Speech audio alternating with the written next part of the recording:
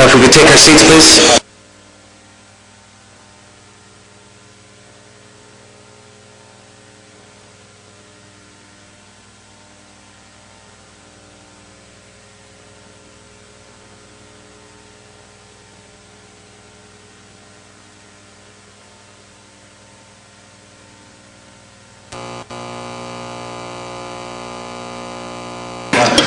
All right, ladies and gentlemen, this is a special general committee budget review for 2015. Mr. Clerk, the time is 7:02. Could I have a motion to reconvene? Councillor Kim, seconded by Councillor Tom. All those in favor? That passes. We are now back in committee. Just so, as a matter of formality, can I have a declaration of pecuniary interest? Seeing none, I will continue. We have three items added on, so could I have a motion to approve the agenda as amended? Councillor Gardner, second by Councillor Maracas. Comment? Yes, I'm not sure, but was this information provided to us earlier? Yes, it was. Thank you. When was that, during this day? I'll ask Mr. Garvey to comment on that. Sorry. Perhaps I can refer that to Mr. Hike. Oh, Mr. Hike will please comment on that. Thank you, Mr. Chair. The additional items that we have before us were sent out, and actually I'm going to apologize. I'm going to actually have to ask Ms. Bottas to advise me when these were sent out.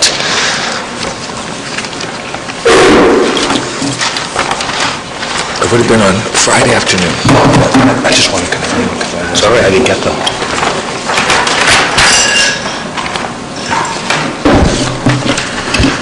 Through you, Mr. Chair, items 13 and 14 were out last week. Item 15 was added today. Thank you, Mr. Meyer. Councillor Gardner? Thank you. I know about 13 and 14. Thank you.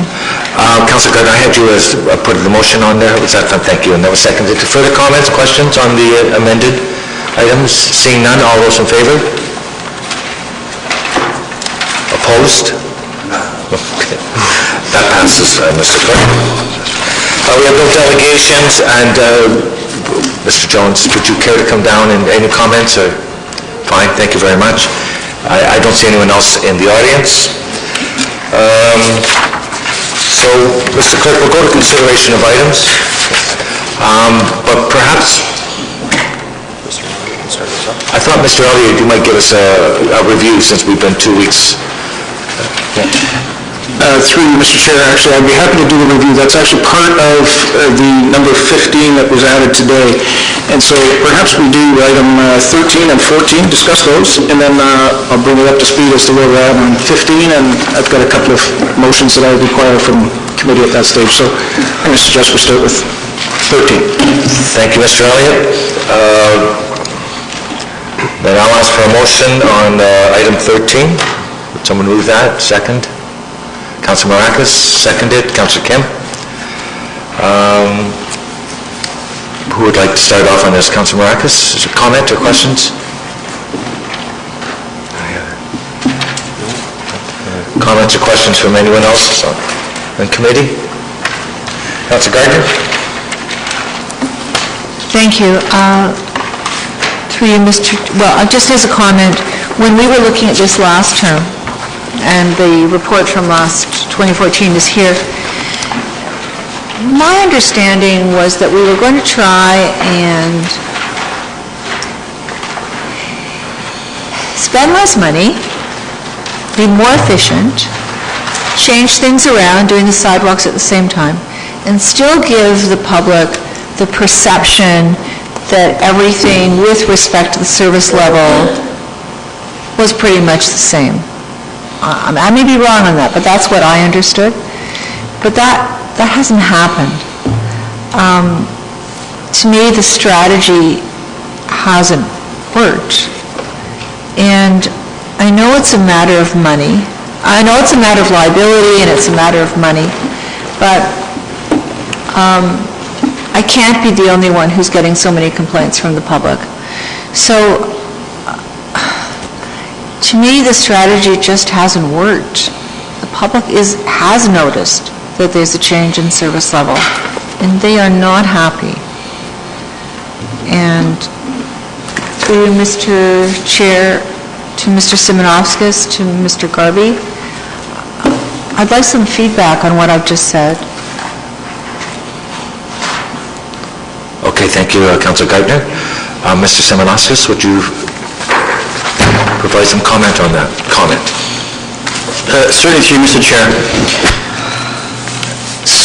With regards to the changes in the program, we're essentially operating the same as we were in the previous winter, with the difference, but the primary difference that we have two separate contractors for the roads and the sidewalks. We haven't reduced staff hours, we haven't reduced equipment. What we've done essentially is we've just informed council and the community of our capacity to deliver and to adjust our service levels to basically do what we can do with what we have. And that's the liability and risk mitigation component of the report that came forward last fall. By saying what we can do and doing what we can say we can do, we then mitigate risk of any lawsuits. Our previous policy was suggesting service hours of 5 hours, 8 hours, which we haven't been able to do for a number of years. So we are basically declaring our capacity, which we haven't reduced from an equipment or staffing perspective, but we've adjusted to try to balance it out and mitigate our risk. Follow-up here, Mr. Chair, and I really appreciate that. I mean, it's amazing what you've done, and I appreciate it, and I also appreciate all the information that you've given us. But, you know, when we're talking about from 2013, 2014 to this season, we're talking about the time and depth of snow, primary roads, and the secondary roads. I guess, people have noticed that there is a big difference. So are you saying that this has always been the case, that we have not been able to do the work and the residents are perceiving that we have and now we're not doing it? Mr. Simonovskis, I'll ask you to try and address that comment question. Certainly through Mr. Chair. I guess the challenge is that with the previous, say, depth of snow aspects, staff were attempting to meet those targets and at the cost of essentially consuming all available staff hours through overtime to meet those service levels. So we were overextending our resources. By adjusting the depth of snow and by being more selective as to when we go out, we're trying to match our services to the resources we have available. We can always change these service levels, that's not a problem. And I think that the beauty of our weekly reporting of the events and the performance levels provides both staff, myself, as well as council, the perspective of what's actually happening on the road. If council chooses to increase service levels, we would assess what that request would look like, and if there's an impact with regards to additional staffing, we'd make that request and justification, and then we can monitor that performance. We also have to consider, too, that this winter even though last winter was a very extreme winter, this winter was actually worse as far as temperatures and snowfall. So that creates a perception. When you have no days above zero, the roads never actually melt, and it just looks like a mess all winter. That's an interesting aspect of this winter versus last winter when the temperatures actually did go above zero periodically and you create a bit of a thaw. So perception is to the user. However, we're more than willing to look at these service levels, make adjustments as needed, and bring back a report as to what those might look like, and then we can monitor that performance with our weekly reports that we now have implemented in the 2014-15 season. Councillor. So, if I understand this correctly, and from the report, so historically we had a higher service level, or we're trying to attain a higher service level than, I think it was 1998 that policy was put in place. And in the process of trying to do that, not only were we not able to meet that our own policy, but also we were I mean, if we look at the overtime salaries, they're just shocking. So we were using the overtime, overusing our staff to try and meet those service levels, and we just couldn't, and therefore we're taking a step back, as well as the financial aspect and the liability aspect. Councillor Gardner, are you referring to the graph on page 4 of this item? I am. I'm trying to understand it, because I think to some degree we were attaining a higher service level. And were we doing that through the use of overtime and really taxing our staff to the limit in that process? Mr. Simonosis, just so I'm sure for council as well, when it says 2014, I'm on page 4 for the OT salaries. Is that last year's overtime, or is that up to date for this year? So, Mr. Chair, that's up to date to the end of December. Okay, to the end of December. Thank you. So there was a question there, Councillor Gardner. I'm sorry to put you off, but would you comment on the overtime for us, please? So, Mr. Chair, the essential answer is yes. I mean, we've been trying to meet the service levels as best we can, and we're operating with a higher risk than we should be because of our previous policy having such high standards. Now all we've done is basically try to adjust the policy to meet our capacity, and I think with the performance that we've seen for this winter with our weekly reporting, I think we have a good balance. We've had a couple events where we were in the red or in the yellow as far as time. However, those are very few, and they were in some cases extenuating circumstances. So I think from a risk perspective we have a good balance. Now it's just tweaking. So to your question, we were extending everything we could to deliver services. We're still not delivering much less. Like you'll probably see in the 2015 overtime, it'll be very similar. We are operating at a certain capacity that we really can't go any higher, so now it's just a matter of whether we lower the service levels or add more resources. Councillor Gardner? Thank you. And there was also, thank you, Mr. Simonosis. There's also a comment in here about adding a higher service level for our sidewalks by having an extra contract plow or using in-house. But the complaints I've got, last year they were with respect to the sidewalks. This year they were with respect to the roads. I mean, there were fewer sidewalks, but way more with roads. So I'm not sure why the sidewalk information is in here. Did the staff receive a lot of complaints about the sidewalk snow removal?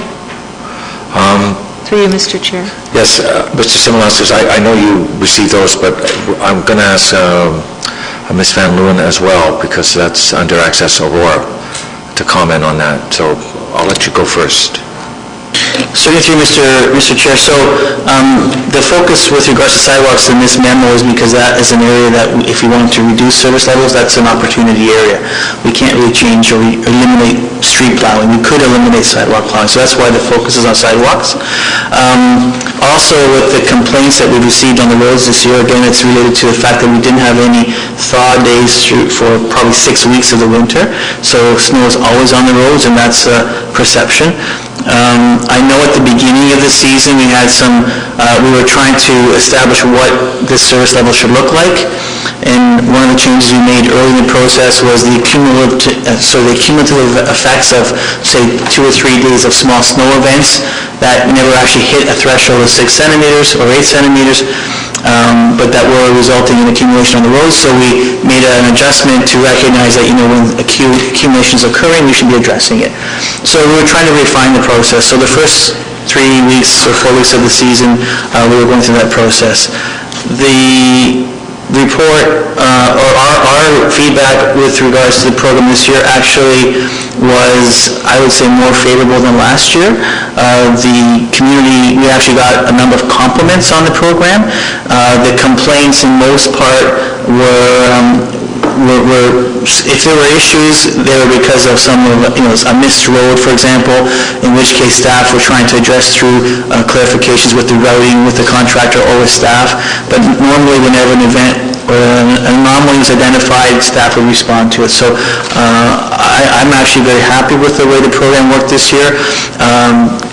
As far as direct complaints, the Access Aurora was very effective. Communication between Access Aurora and our staff was very effective.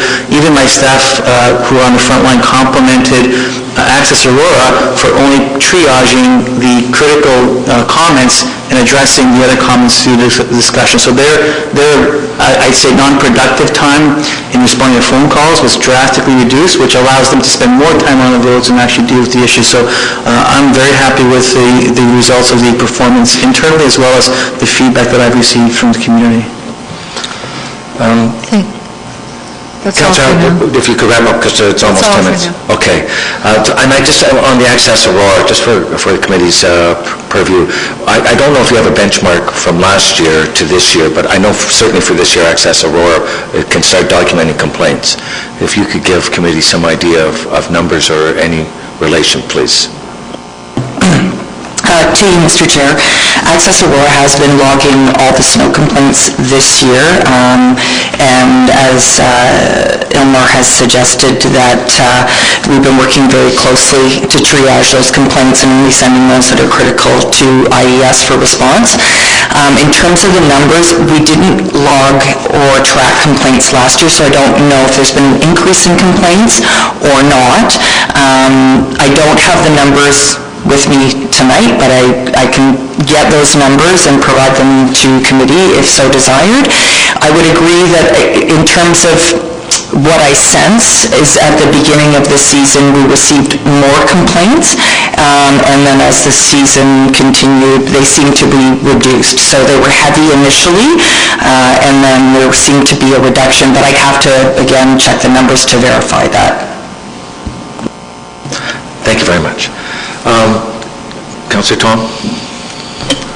Thank you, Mr. Chair. I just have a question regarding page 5 of the document we're looking at, or I guess the section we're looking at on sand and salt. And I just have a question.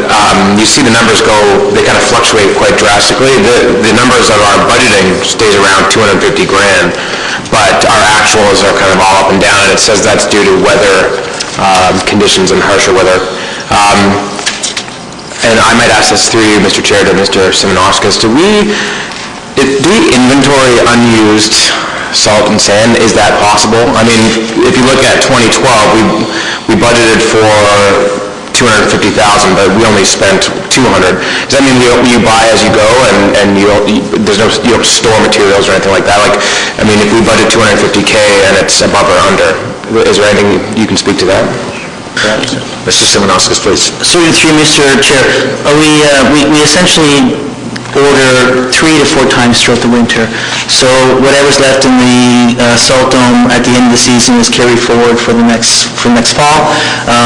We don't have enough storage to buy once at the beginning of the year, so we spend that $250,000 up front. So we do monitor it based on where we are. We don't want to have a full dome of salt at the end of the season, because that's just money sitting there. So it's paced out. So there are multiple opportunities to purchase both sand and salt. Councillor Tom? Thanks. I guess I was just trying to understand what kind of capacity we had at the town facilities in terms of that. You answered my question. And I guess I see a lot throughout the report, and you probably explained this before, where we kind of say, well, 2013 and 2014 we had to have increased salt and sand, we had to have increased overtime because the winter conditions are very harsh. Can you speak to perhaps why we aren't planning for harsh winters as the benchmark, and then if it's not as bad, we would see savings? Through you, Mr. Chair. Thank you, Mr. Simonauskas. Certainly, through Mr. Chair, in the original, I'm just seeing if I have included that table in this one as well. In the original memo to council, and I'm looking, actually, on page 6, we have the contracts. So the two costs we have are our internal costs and our contract costs. Our internal costs are fairly stable because they essentially are staff time. So we have the full-time complement that we have to pay every year to perform what they perform. What you see in what you actually see in the result of the increase request for 2015 is basically driven by this table, where you can see from the last 3 years since 2012, we have essentially been spending more than our contract budget. So in 2015, we looked at actually adjusting that amount to be more reflective of expected costs. And this is a result of, increased road lengths, increased service requirements, the increased duty time for the contractors because of the snow events. For me, when we were looking at the budget, it was a matter of finding a new normal, a new benchmark. And if it turns out in the next 2, 3, 4 seasons we're spending $800 or less, we can always look at adjusting down, but it minimizes the risk of going over budget systemically every year. So this was the year to make that adjustment. Hence, part of the reason why this overall program has increased. If that explains. Thank you, Mr. Simonauskas. Any other councillors? Councillor Kim? Thank you, Mr. Chair. Through you, Mr. Chair, to Mr. Simonauskas. The first few slides show that there's significant gaps in most of the actuals versus budgeted. And in fairness to yourself, as you mentioned in the overtime salaries, in previous years, if council only allotted a certain amount for overtime, there's nothing you can do about it. If it's not like you're overworking the people, it's just you haven't been allotted that much, and a weather event or something occurred, and resources had to be utilized. Given that we're moving to a multi-year budget, what is your recommendation in terms of what we can do to smooth this out a bit so we can have more predictable forecasts, other than we just go ahead and give IS a whole chunk of money that actual and budget will be closer aligned? Thank you. Mr. Simonauskas? Through you, Mr. Chair, the challenge with this program is seasonally dependent. So we try to strike a balance based on experience over the years, and of course trying to factor in the effects of climate change, whether it's warmer weathers or what we've experienced in the last 2 years is colder winters. My suggestion would be, if council is looking for a better way of stabilizing this, is to utilize our winter reserve more effectively and maybe provide an increased contribution to that reserve to allow for a cushion, essentially. Then we can more confidently set some baseline budget requests based on some of the historical factors that we're seeing. And if we have a heavy season, then any additional funding could come from reserve. And if we have a lighter season where savings are realized, then that surplus could be then contributed to the reserve, resulting in less of an operational change. I do try to avoid that operational change, and the current approach would really be to look at budgeting on the conservative side, but that can also result in excess funds if we do have an excessively mild winter. Councillor Kim? Thank you, Mr. Simonauskas. My second question, through you, Mr. Chair, is from Appendix B. What page? Page 2 on Appendix B, where in terms of He's on park very well. the tenders from various vendors for road plowing, it seems that of the 3 bids received, there's only 1 compliant bidder. And I know I've heard this before. If you can refresh my memory, Mr. Simonauskas, does compliant necessarily mean that I would imagine that if they're not compliant with us, given that there's provincial minimum standards, I would imagine the other N6 communities would have similar compliance or minimum thresholds as well. Does that mean that this particular vendor has pretty well the market with respect to servicing other municipalities as well, because they're the only ones that are compliant? Mr. Simonauskas? Through you, Mr. Chair, no, that's wouldn't be a fair conclusion. The non-compliance relates to our requirement for the commercial vehicle operator registration status. So what we did this year in concerns with the previous contractor, not having a satisfactory level at the time of their performance for us, we wanted to include this criteria for the evaluation to raise the bar. And what this relates to is the safety of the vehicle, which affects both public safety as well as performance or meeting the performance targets. And in doing so, by setting that bar, 2 of the 3 vendors actually did not meet that satisfactory level as stated by the MTO. It doesn't mean that somebody else couldn't hire them based on their not having this criteria. So that was really our way of reducing risks related to vehicle safety on the roads. It doesn't mean that they can't perform. MTO would not pull their vehicles unless their performance was continuing to degrade, but we set a certain level that we wanted them to achieve so that we had confidence that their equipment was actually well maintained. Through you, Mr. Chair, the nature of my question is that obviously if there's only one compliant vendor, then we don't have as much leverage in terms of the options and choices that we have to choose from. So I guess of all the other municipalities, we may very well have, like you said, a higher bar, and we may have higher standards than other municipalities.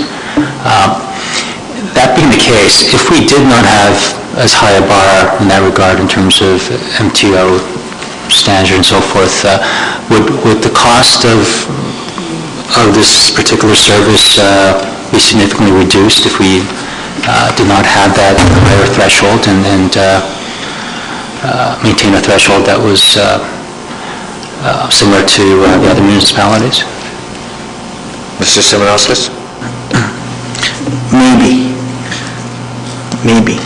What we found with this tender is that this was not the lowest bidder, and what we find with other tenders or RFPs for other services, when the RFP non-financial aspects are not met, you may still pay for a little bit more, but sometimes it's better to pay a little bit more for someone who meets a minimum standard rather than go with the lowest price and then pay through other issues or extras.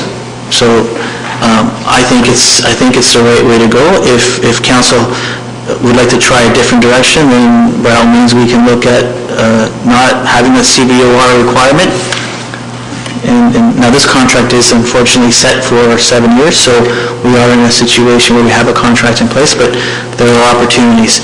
At the end of the day, I think what's important to recognize is that we're providing a service where we're interacting very closely with the traffic, with the public, and the better we're able to manage those risks, the lower the overall cost is to the town and to the community. Claims is one of our biggest unknowns, and if we're not careful in how we manage the risk of claims can far outstrip the cost of these contracts. Thank you, Mr. Simonauskas. Thank you. I've got Councillor Thompson, then Councillor Maracas. Thank you. Through you to Mr. Simonauskas. Mr. Simonauskas, if we can just take a moment to go back to the service level chart that's on page 2. Service level. And I just want to take a moment just to make sure that I understand what's been said tonight. So if we look at time and depth of snow for secondary roads, the old target was that after 5 centimeters it accumulated, we had 8 hours to clear the road to snowpack. Is that correct? Mr. Simonauskas? Yes. And so under the new proposal, we're now waiting until 8 centimeters, and then it takes 24 hours to clear that to snowpack. Correct. So the old target, you said we had trouble meeting on a regular basis. Correct. So since most of our roads, or some of our roads, were contracted out, were the contractors held to these target lines as well? Mr. Simonauskas? Through you, Mr. Chair, the services were delivered as a joint effort. So what would happen is we would have all 9 routes equipped, and whoever finished first in one particular route would actually then move to the next area and help. So it wasn't like a contractor could finish in 8 hours and then he'd be done and we'd be struggling for the next 10 or 12 hours. both parties would be working together to deliver all the service together. So it wasn't so much an individual performance as a town-wide target. And would that be the same case going forward with regards to the new contract for both sidewalks and for roads, that there are no targets assigned to it? Through Mr. Chair, well, the targets are as we identified in the service levels, but from a contractor versus town staff perspective, it's a team effort. So the report that you see on a weekly basis, when we say sidewalks were to be done in 24 hours and they're done in 20 hours, if it was a particularly difficult event, we may deploy one or two large sidewalk machines to assist the contractor to try and meet that service level. And vice versa with the roads, it can go both ways. We would support the contractor in his routes, or he would support us in our routes, with the goal that the whole town is completed within a certain time frame. Thank you. And again, through you to Mr. Simonauskas. And when you talk about ice control secondary roads, is that really just to salt or sand, or perhaps you can provide an explanation of what you mean by ice control? Certainly, through Mr. Chair, that is correct. That's when we have situations where we have a thaw and a freeze, or rain, or some other event where you can have ice or frost accumulate on the road that could create a slippery situation. Thank you. And, I try and put myself in the perspective of the resident, and I think I can understand why they perceive there being a shift in service levels. In some cases, they might have seen their roads cleared within an 8-hour period, and in some cases now it's 24 hours, so next day. And so obviously they're going to have a concern that it's no longer being taken care of in the same manner as it was before. And I don't think we've done a good enough job communicating out to that impact that it may be that extra time. At least it doesn't seem to, in terms of the residents I've spoken to. Same thing with ice control. To say our old target was 5 hours and then the new target is 16 hours, there's a possibility that a road may not get completed until the following day. And again, so I think that falls upon us and our efforts to communicate these changes and the potential impact to the residents. And so, it's no wonder that we get those calls this year, because for some, it's a perceived difference. Councilor Marcus. Thank you, Mr. Chair. Through me to Mr. Simonauskas, I'm just wondering, when it comes to the depth and the amount of time, which one was more of a burden on staff and on the contractors? Would it be the amount of time, like the 8 hours compared to 24 hours, or would the depth be more of a burden when it comes to dollars and cents? Mr. Simonauskas? Through you, Mr. Chair, if I understand the question, the depth of snow doesn't have a big impact on the performance of the equipment. If we don't have, the challenge with the 2013-14 targets were that they've been set more than 15 years ago, where we haven't been able to meet them for some time. So the burden is in how quickly we can move through the streets, if that answers your question. Thank you. A follow-up, kind of answers the question, but kind of the same lines of Councillor Thompson. For me, it's not so much the hours. It's more of the depth issue, because we were at 5 centimeters and now we're at 8 centimeters. So if it snows 6 centimeters, we're not going out, and that snow's just sitting there. And for me, I think that's a big problem, and that's a big issue. And I think a lot of that is what the residents have noticed, is that when you don't have that snowfall hit that 8 centimeter point, but it's above the 5 centimeter point, they're looking out their window and they're saying, what's going on here? Why isn't my snow not being cleared? And I think that's a big issue. And I'm looking forward to the report coming at the end of the season, and for us to look at possibly looking at different avenues and a different way of changing certain numbers. I think the depth for me is a bigger concern than the time frame. And also through you to Mr. Simonauskas, does the new service levels account for any accumulation? Like if we have a certain amount, like a 1 centimeter today, 1 centimeter tomorrow, 1 centimeter, and it just keeps building up, do we factor in that and go out maybe, after 5 days of 1 centimeters? Mr. Simonauskas. Certainly, through Mr. Chair, that is actually one of the realizations that we made. So when we were developing this policy, we were trying to create a policy that one we could actually report and then deliver upon, like, provide enough information for the staff to make a decision based on what was happening in the field. Because if you don't have clear targets, then it's uncertain as to how you're going to respond. In the past, we've always gone out and basically cleaned up the streets, so when they do get sloppy, even, for example, with snow-packed roads, when you start getting into that thawing period of the spring where it gets slushy, the guys will go out and actually scrape the roads down because it's not, it's not an appealing surface to drive on. So there is that discretion. What we're trying to do, or what I'm trying to do as the director of the department, is create some accountability where, the complaint from staff's perspective is we don't have the time to do the job we want to do versus what is the job that we want to do. So what we've tried to do with the policy is set the job we want to do, and if we want to do a better job, then we need to either do it because you have the time, or we don't have the time, therefore we need to ask for more resources. So we're trying to maximize our resources, but recognizing that we're trying to build a reasonable program out of it. So if staff do have time to go out and do a second scrape, they will. Often though they don't, and that's the challenge. Councilor? And just follow up, so if my understanding is we don't, in the service levels, we don't account for an accumulation type policy within the service levels. Mr. Simonauskas? Mr. Chair, we haven't expressly written in the policy, but if we were to amend the policy for this spring report, that would be one amendment. We have been practicing it though, however. After the first few weeks of the winter, we realized that that was a gap, and we did start practicing it in late December. Okay. And then, thank you, Mr. Simonauskas.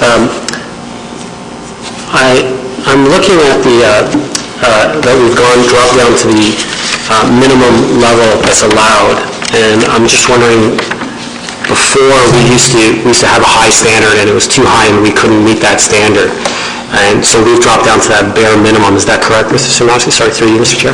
Through you, Mr. Chair, that is correct. Okay, so we've gone from a high standard to the bare minimum, yet our costs have gone up. Personally, I don't get that. It doesn't make any sense to me, but that's just a comment, so I'll just leave it at that. And thank you. Mr. Simonauskas, could you tell us why the costs have gone up, or if they have? Through you, Mr. Chair, maybe just a comment on the cost back to the table on page 8 with the contract services. The costs haven't so much as gone up as we've now budgeted for them. If you look at the table, page 6. The table on page 6 is showing our contracted costs, which have been over budget for the last 3 years, from 2012. This was an area that we recognized a risk of going over budget, but in part of the budgeting process, we chose not to increase it with the hopes that we would have a winter like 2011, that things would balance out. So the reality is, it's not that the program has increased in cost. The reality is that we're recognizing the true cost of the program by budgeting for it based on what we're seeing happening. And I guess maybe the second point is the service levels haven't really changed from a performance perspective. We just haven't been able to meet the previous target service levels from the late 90s for many years. So even though the service targets were set, we haven't met those for a long time. Thank you. Councilor Tom? Going around a second time now? Thank you, Mr. Chair. I have a very brief comment, because I know we're going to get a report on this once this winter's over. And Councilor Maracas kind of touched on it in his comments just before I spoke, and that is that, from what I'm hearing, the service level shouldn't have changed at all, really, because we weren't meeting the previous targets, so we set targets that were realistic to what we could actually do, and so I imagine that means that when we get the report, the service levels will be identical to what they were last year. Last year we weren't meeting, the targets will be different, but the service levels will remain the same. So my comment is, I hope that that is the case, and if it's not, then, we're going to have to take, a serious look at what the program is, how it's working out. But my understanding is that, the service levels we set for this year were based on the realities that we weren't meeting the higher targets from before. So I'd be very interested to see that in the report when it comes out. Well, if there's no other comments, I would just like to, perhaps before Councilor Garneau, just make my comments. There's our service levels that we set, and there's a performance. So in my mind, Mr. Simonostos, we've gone from a service level that we said we would meet that was unrealistic and unattainable to one that conforms with other municipalities. And I think the guide you referred to is in your report given to us, that there's guidelines that are standards that are set for municipalities that you should meet to save yourself from risk of litigation. And that's where we brought them down to a more realistic. The trucks are still going out, so that's performance level. And so in my mind, if we had a nice winter, the performance level for 2011, based on that snowfall, we would have been able to meet that easily. And I think that's the difficulty we have understanding this. We didn't actually say we're going to do a lousier job. We just sort of brought our expectations down. The trucks have still been going out. The unfortunate part is the last two winters have been extraordinary. And we are thinking long-term climate change. And we've seen the exact opposite. And I don't know if you follow the weather or you do ask for weather, but as I understand, the polar vortex is being pushed down because the warming trend is coming across the country. And so a lot of the country was a lot warmer, except we got the freeze this year. And that compounded little snowfalls, and we couldn't get rid of that snow, and so it got kind of mucky. I sat on this council last term with the ice storm, and we were overwhelmed on the phones for not days, for weeks. It went on months. The sidewalks remained with the ice at a foot for, I think, some 45 days. There's no comparison in my mind last year to this year in the number of complaints. We received a lot of complaints in that December fall, which was a 3-event snowfall all at once. It was the first time we started our new rounds. I sat with you saying it wasn't just the secondary streets when getting there were streets just not attended to, and just at the very end did it come through. And that was my comment was made, and it didn't occur again. So it was good, that feedback. And then the extraordinary long, cold February that we had. And that compounded things. So, if it wasn't such a bad winter, we wouldn't probably get the complaints. But in my mind, it was tough. There were complaints, but nothing compared to last year. It's good that we've got access Aurora fielding. We have the post, we have the new levels, and now this year you've introduced after every week a performance based on that. And I think as we employ those 3 tools, we'll be able to better manage what is going on in the expectations. And I like the way that's going. So, those are sort of my comments. Councillor Gardner. I think part of the problem, as Councillor Thompson said, was I'm not sure the residents really knew what we were doing and why. But whether or not we were meeting the targets, people saw us going out at an accumulation of 5 centimeters. People saw us going out and trying to remove the snow. And then the next year, it was obviously changed to 8 centimeters. So whether or not we were meeting our service levels, we were certainly trying. And the residents saw a big change this year. If we wanted to do anything about this, would we not have to be discussing that during this budget? Because the season starts in 2015. It could, hopefully it won't, but it could start in October 2015. So would that not be a discussion that we would have to have around the table before this budget was completed? Through you to Mr. Garvey? If I could just ask, do we have a number, how many times we had 5 centimeters of snow and didn't go out? I mean, how many times did that happen over the course of the year? Do we document that? Through you, Mr. Chair, in the report, and I don't have it pulled up for me, but in the monthly or the weekly report that was sent out, even if we have 5 centimeters, and there's still a risk. So staff do make a judgment call. You may see in some cases where there was 2 or 3 centimeters, and they will go out and do salting or some kind of treatment. So it's not, this is a challenge with the program. It's not as if we would wait and if 8 centimeters doesn't happen, we just sit back and watch. There's a lot of patrolling that happens throughout the town. There's a requirement to actually move through the town on a regular route on a daily basis to monitor the conditions of the road.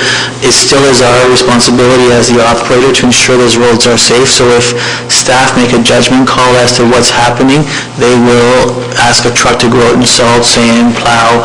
So these are the targets. It's not to say that we'll sit and wait for them to actually occur. I know there's situations where we had, say, 2 or 3 day small accumulations. They might not have actually got to 8 centimeters, but there was a risk. So staff would say, we need to go out. Okay, fine, go out, do the job. So it's the same this year as it was last year. I would say the only differences that I've asked of our crews is to be more diligent on balancing the risk and the conditions of the road with the cost of doing that. It's not do it at any cost, it's trying to balance those two. So if anything, we've been a little more balanced as to how often we go out. Now what you'll see at the end of the year, and I suspect once we get the report in the spring, we probably will have gone out almost as many times as last year, regardless of the change in these levels, because of those requirements to also consider the condition of the roads. And just so Councillor Gardner, she asked for Mr. Garvey, but we are, as a committee and council, letting you know our thoughts, so you're going to be incorporating these with your recommendations going forward. Okay.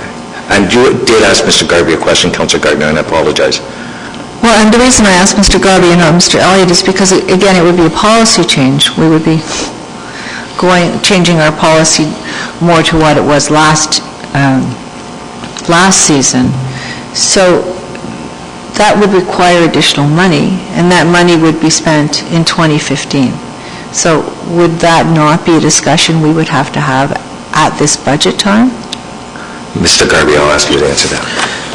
Through Mr. Chair, not necessarily. You can bring forward the options if council chooses to adjust the service level for the 2015-16 season. You can fund that in year, whether it's through draw from the tax stabilization fund, using a portion of the supplemental revenues that come in to fund it through to December 31st, and then make the adjustment effective January. So the impact may be quite small. That that period of November, December is probably a lower risk, lower cost than the January to March, April timeframe. But that's my suggestion is allow Mr. Simonauskas to carry through to the end of the season, do the report, and consider the options so you have the full understanding of what the implications are for going out at 5, dropping the 8 to 5 centimeters, or shortening the time frames, whatever council decides. At least you have the full picture, and then we can make a funding decision in year. Councillor Gardner? Thank you. And my opinion on that is that we've been using our tax rate stabilization fund a lot, and I believe that fund is to be used for unforeseen circumstances that will really have a major tax impact on our community. The other thing is with supplemental, taking it from the supplemental money through you, or I won't say through you, but my understanding is the supplemental money is there to ensure that the services are in place for the new residents. If I perhaps could ask Mr. Elliott, is that Am I correct on saying that, Mr. Elliott? It's not to the item, but I appreciate if you would give us an answer, Mr. Elliott. Thank you, Mr. Chair. Supplementary revenues arise from mid-year assessments of new construction. And yes, it does, it's one form of growth revenue that occurs for the town. And normally we associate growth revenue should be used to provide services to the growing community. I think what Mr. Garber was suggesting is that we, in this situation, you're talking normally just the month of December for snow clearing operations, perhaps a little bit in November if we're unfortunate, and we could allow it to run over budget on this line item, and then with the year-end adjustments for year-end surplus, allow it to be funded by the anticipated surpluses in subs. Thank you. Actually, the next item on the agenda, we can speak a little bit more clearly on subs. Thank you. I find that's not a comfortable way of me to budgeting for expenses. Thank you. Councilor Marcus? Thank you, Mr. Chair. Through Mr. Simonauskas, you mentioned that we'll go out, we'll make a call judgment and go out on occasion. I was just wondering who makes that call? Is it just staff, or does someone make that call? Mr. Simonauskas? Through Mr. Chair, it's our supervisor who's closest to the conditions on the road. I know because I tasked him to be conservative with regards to how often he makes those calls, and we were having a lot of dialogue at the beginning of the season, because I'm trying to ensure we deliver the service levels that we've achieved without over-delivering. So I believe by mid-January we found a good understanding of what the expectations are, how we're meeting the service levels, and how often he's calling out the resources. Thank you. And just to follow up through you, Mr. Chair, Mr. Simonauskas, does that hold true for the contractor also? Because I would assume that the contractor signs the contract with the service levels as the condition. So when the supervisor makes that call to say, hey, you know what, we need to go clean up a little bit, do they also go out, or do they say, no, my contract says 8 centimeters, and I'm not going out until 8 centimeters? Mr. Simonauskas? Through you, Mr. Chair, the contractor, he will respond to our requests. The reality of how the contract is set up is every time we do call them in, there is a cost for that time they spend. We're basically hiring them by the hour. So when needed, we will call them in. If it's a cleanup and our own staff can do it, then we will manage that in-house. So it's again, it's a balance, but they are there to serve us, and they will come as requested. Okay. And then I guess I just, one more thing. I remember previously we heard that on occasion we would go out and help with the sidewalks when it becomes a little bit more of a burden. And through you, is that correct, Mr. Simonauskas? Yes, that is correct. So just to follow up, I guess, through you, Mr. Chair, Mr. Simonauskas, do we receive a refund from the contractor for going out and helping them? Through Mr. Chair, no.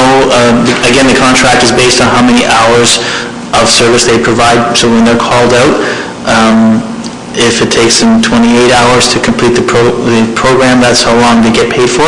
If we assist and it only takes them 24 hours, then they only get paid for 24 hours, or whatever the number is. Okay, we've had a good discussion on this committee, so we'll be receiving a report on wrapping all this up. I'm going to call for a vote. This is to receive. All those in favor? Opposed? That carries, Mr. Clerk. Thank you very much, Mr. Simonauskas.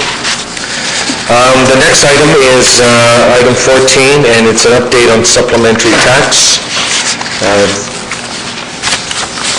I believe we are receiving this. I'm just trying to get to the report. That's correct. Could I have a motion on the table to receive, please? Councillor Kim, seconded by Councillor Tom. Comments, questions from committee?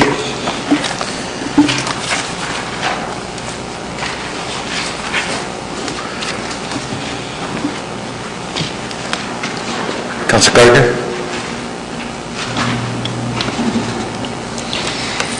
Thank Thank you. On page 2 of the report, through you to Mr. Elliott.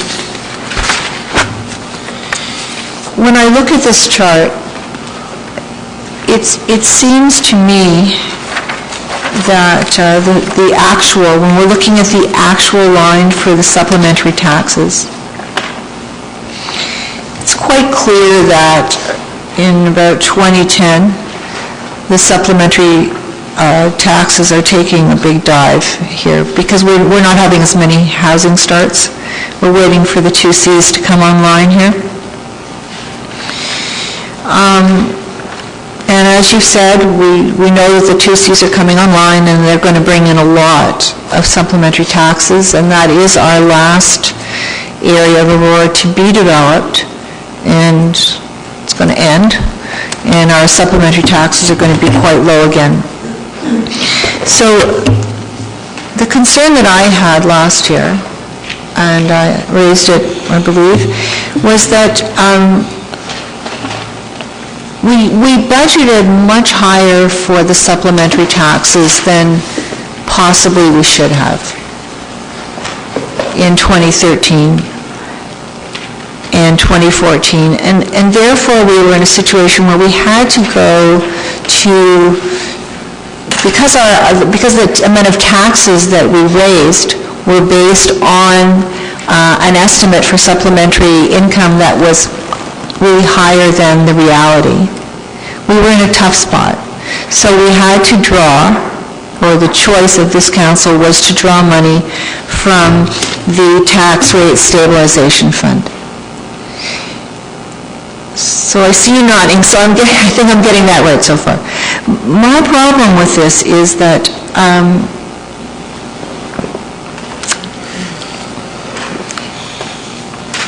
if the supplementary taxes are lower, then they're lower, and that's what we should be saying, and then we should reduce costs to account for that, and not take money out of a tax rate stabilization fund. So perhaps through you, Mr. Chair, you could comment on that. Mr. Elliott, if you could give us a comment on that. I will do my best and perhaps just take the opportunity to take it one step further. I was asked, this report was premised on a question from committee on what's the implications of delaying the implementation of the strategy that you laid out last year, because I put back the $75,000 reduction in our first draft budget. So to answer the councilor's question that's at the table right now, if everybody turns to the graph on page 3, I'll use the same graph for my whole conversation. The 2B lands the development and build-out of the 2D lands gave rise to that mountain on the left side of the graph. That's where the actuals exceeded the budget and then fell off quite quickly. And so that's the 2B building boom that took place. And then you can see in 2013, we increased our budget, but the subs actually came in a little below budget at the end of the year. And then we also we forecasted that for 2014, because of some of the delays in getting 2C underway, that we were actually going to be in a one-time trough, or a particularly low year for supplementary revenues. But we also knew that the following year, it was going to take off again. So 2015 was going to be up over $1 million. And so we took that information back into 2014 and we said, well, it doesn't make sense to constrain all expenses and operational activity of the corporation so that we can reduce our revenues for subs. We'll draw from the tax rate stabilization because it is a one-year low. And so it was a balancing effort of the budget, but we drew from stabilization reserve, knowing that in the following year we were going to end up with a surplus in supplementary revenues, and we would be able to put that money back. And so when we go back to that 2B, that's when we were building up the tax rate stabilization reserves, and then we drew on it, relied on it in 2014, and in 2015 we anticipate being able to pay it back. So again, on the other side, you can see where it says $2.2 million surplus. That's the surpluses we expect in supplementary revenues to come out of the 2C lands. But as you can see, if that peak went up to over $1 million in 15 and we adjusted our budget upwards, which is the counter-argument to adjusting your budget downward in a low, if we adjusted our budget upward in high, when we look ahead at 2023, we would have to come down a long way in a very sharp manner to meet our forecast of 2023 of about $170,000. So we've chosen in the strategy to say, let's not go all the way up there and then have to find our way back through constraint. Let's start constraining today and move from the $600,000 level back down towards the long-term average or long-term expectation of about $175,000. And the closer we get to that, we can refine that target as we get there. But right now, it's too far out to know for certain. But we have a fairly good guess that that's about where it's going to be. So we're going to allow approximately $2.2 million of supplementary revenue to simply go to surplus. We're not going to factor that into our budget. We're going to begin declining our reliance on that source of revenue because it is disappearing, it will disappear, and if we don't do it now, we're going to be in a situation very similar to fire, not looking forward, and then find ourselves in a pinch. So that was the strategy last year, was to develop this budget plan line down below and create that. I was then asked, for 2015, it shows that there's a step down of $75,000 in that graph. If you flip over the page to page 4, I've superimposed, call it the revised plan, onto the same graph. Now it's slightly different proportions, so it looks the same, but I didn't change any of the numbers on page 3. But I've just delayed, you can see the solid dark line is the same in 14 as it is in 15, and that's where I put the $75,000 back. And I'm just going to use the other microphone here. So, is this on? It's turned on. I think this is on. So you can see underneath the new plan, I've delayed this right here. That's a $75,000 drop. I've delayed it 1 year, and then the line follows what was there before, delayed simply by 1 year. What that has done now is the space between these two lines, the narrow space, is a value of about $425,000 over the life of that plan. And so our expected surplus now is $425,000 less. However, some say, well, that little budget change you made there cost us $425,000. No, it didn't. I would suggest that we have now put the $425,000 into our base revenues. So it's not a loss, it's not a win, it's just simply a change of perspective. And I know it's a little confusing topic, but I was simply asked, what is the ramification? The ramification is about $425,000 comes into revenue, base revenues, sooner under the revised plan than it would have under the old plan. Thank you, Mr. Elliott.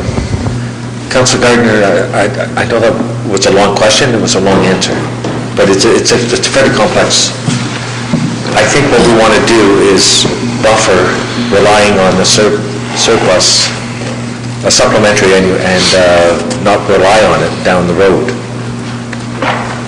Thank you. Which was your concern? Through you, Mr. Chair. Yes. To Mr. Elliott.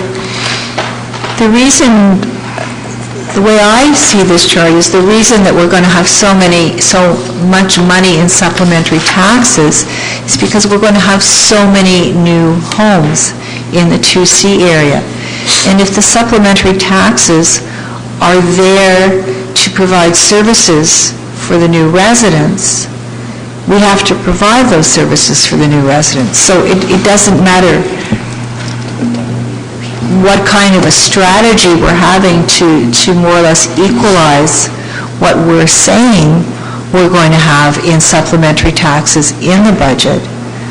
We still have to spend all that money to service the residents, and often it's money that's spent before the residents are in place. So I don't understand how that works. Mr. Elliott. Let me try to help in a slightly different approach. A supplementary tax occurs once per property. And so your house is not on the assessment roll at the beginning of the year. It comes online in July and we get a supplementary tax. But now your house becomes part of the base the following year, and that's called assessment growth year to year. And so, yes, that growth revenue we use to provide services to that growing community. But that sub, when you stack them all up and you see that you're going to have this big spike of sub revenues in a couple of years, you don't want to develop a dependency for your operational costs on that short-term, one-time flash-in-the-pan type revenue when you know that it's going to fall off down the road. And so that, I think it's prudent planning not to depend on those, recognize it for exactly what it is. It's one-time revenue. It happens each year, but it's going to change over time to a smaller number. Does that help? Councillor Gardner? It doesn't help me because if, through you, Mr. Chair, if that money is there to provide services for those residents, we are going to have to spend money to provide the services for those residents. That's what supplementary taxes do. I think we're going to ask Mr. Garvey to clarify that statement, just so we're clear. Appreciate it. Through you, Mr. Chair, the supplementary tax revenue is, to think of it, is a payment, one time. We don't actually purchase services with that payment. It's used to fund our reserves. We transfer it to reserves. That's what feeds the tax stabilization reserve. That's what the money that goes to our infrastructure replacement reserves. We use supplementary taxes. It goes in as budget surplus, so it gets lumped into the budget surplus. We take every year council passes a surplus bylaw, control bylaw, and divides all that money up through. So when we start our budget, all of those houses that have been built now start paying regular taxes, as opposed to when you close your house, you pay a lump sum tax. So that assessment growth, the 2.2 that is this year, that's what we use, that's what we count on, that's what becomes part of our base. That's what we use to purchase services for our new residents, not the supplementary tax revenue. That goes to feed our reserve funds, and it becomes part of our surplus that gets divided up at the end of the year.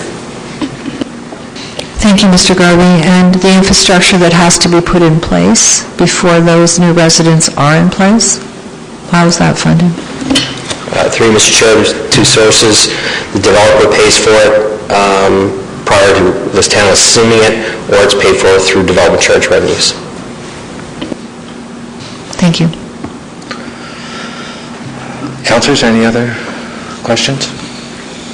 All right, I'll call a vote. We are receiving this. All those in favor? Opposed? That carries.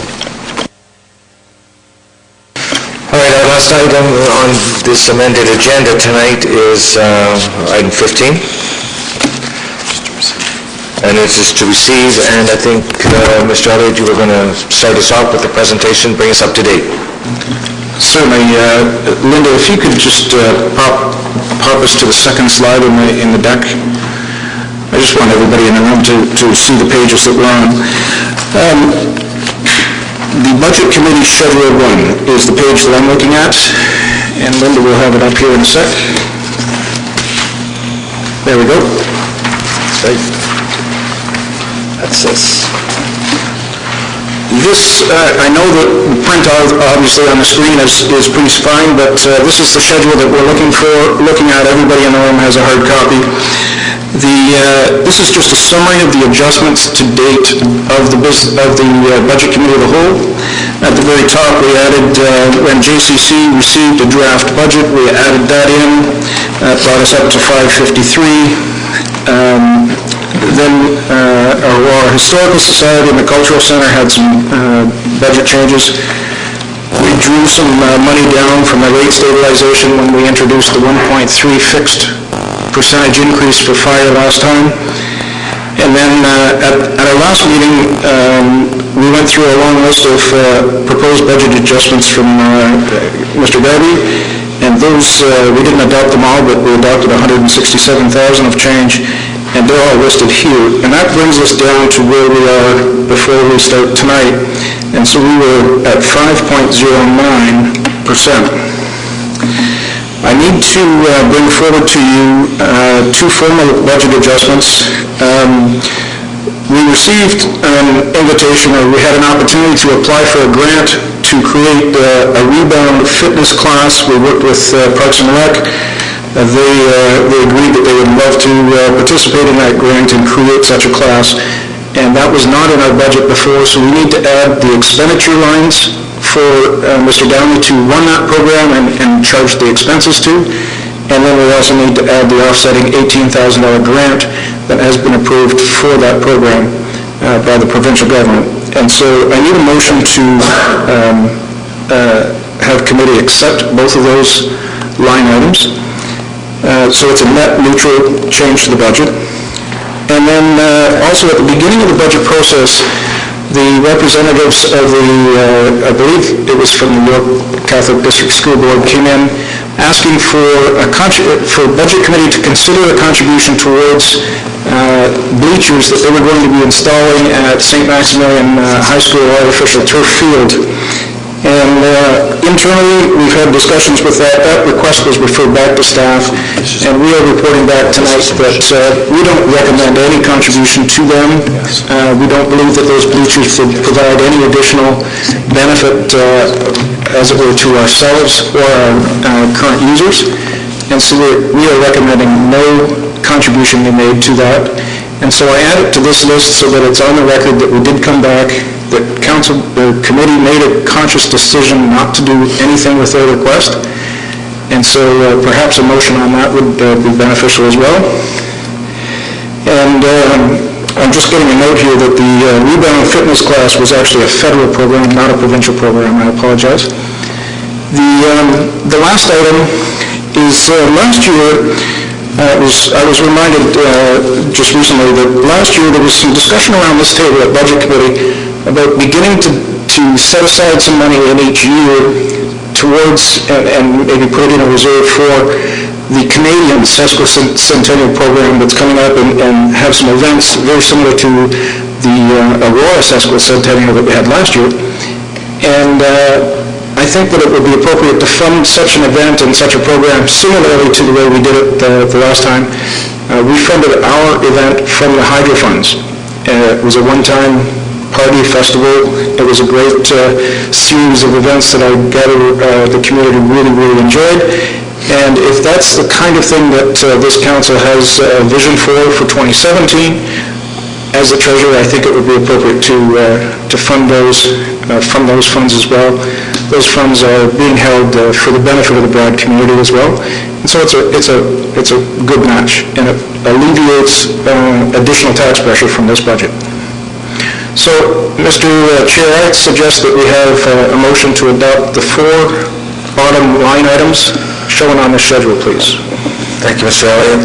And Councillor Thompson, you will put that motion forward for those items, seconded by Councillor Maracas. So now we're to, Mr. Clerk, if I've got this straight, we've got a motion to receive. Yes, if you don't mind. Thank you, Mr. Chair. I would suggest there was actually no mover or seconder for the motion to receive before Mr. Elliott began his presentation, so thanks. So then it'll be Councillor Thompson and Councillor Maracas. Okay. And then we have the motion as well to add these other items, Mr. Clerk, and that was Councillor Thompson and Councillor Maracas as well. Would that be, is that an amendment to the, we'll do them separately? Yes. Thank you. All right, so are there any questions on the presentation? And if not, then we'll go to Councillor Gardner. Thank you. Through you, Mr. Chair, to Mr. Downey, could you just say what a rebound class is? Mr. Downey, please. Thank you, Mr. Mayor. Those little trampolines, those are rebounders, and so it's a program that we're developing with the Aurora Seniors Association to use those little trampolines. Thank you. And would the intention be that we would, if it was successful this year, we will continue it every year? Through you, Mr. Chair, that's correct. This is the purchase of the equipment. Oh, this is the purchase of the equipment? Correct. Great, thank you. And taking the money from the hydro fund won't do anything with the tax rate, but do we have a figure in here? We don't have a figure, so if I may, I think we just want to get a place marker in there, and we'll probably round it off as we get into 2016, but at least it's there and we're prepared for it. Thank you. Councilor Marcus? Thank you, Mr. Chair. I was just going to make a comment. I believe there's a notice of motion coming forward regarding this party, so I think we probably discussed that at that time. Is it GC tomorrow? Councilor Tom? Yeah, it's on the next GC council agenda. In that case, we'll just leave it at 0? Through you, Mr. Chair, I just wanted to sort of close the loop on the discussions from last year's meeting that asked me to bring forward something in this regard this year, so I'm suggesting 0 into the budget this year, and that we consider, when we do consider such an event, the budget be set and funded from the hydro line. Okay, because I was going to bring that up as a notice of motion last term, and was told it was a budget item. So now it's going to be brought, as long as the effect is there, so. Yeah. All right. Councilor Gardner. Thank you. Perhaps as it wasn't clear to me, perhaps it could be this description of creation of community rebound fitness class, we could have that it is the actual purchase of equipment.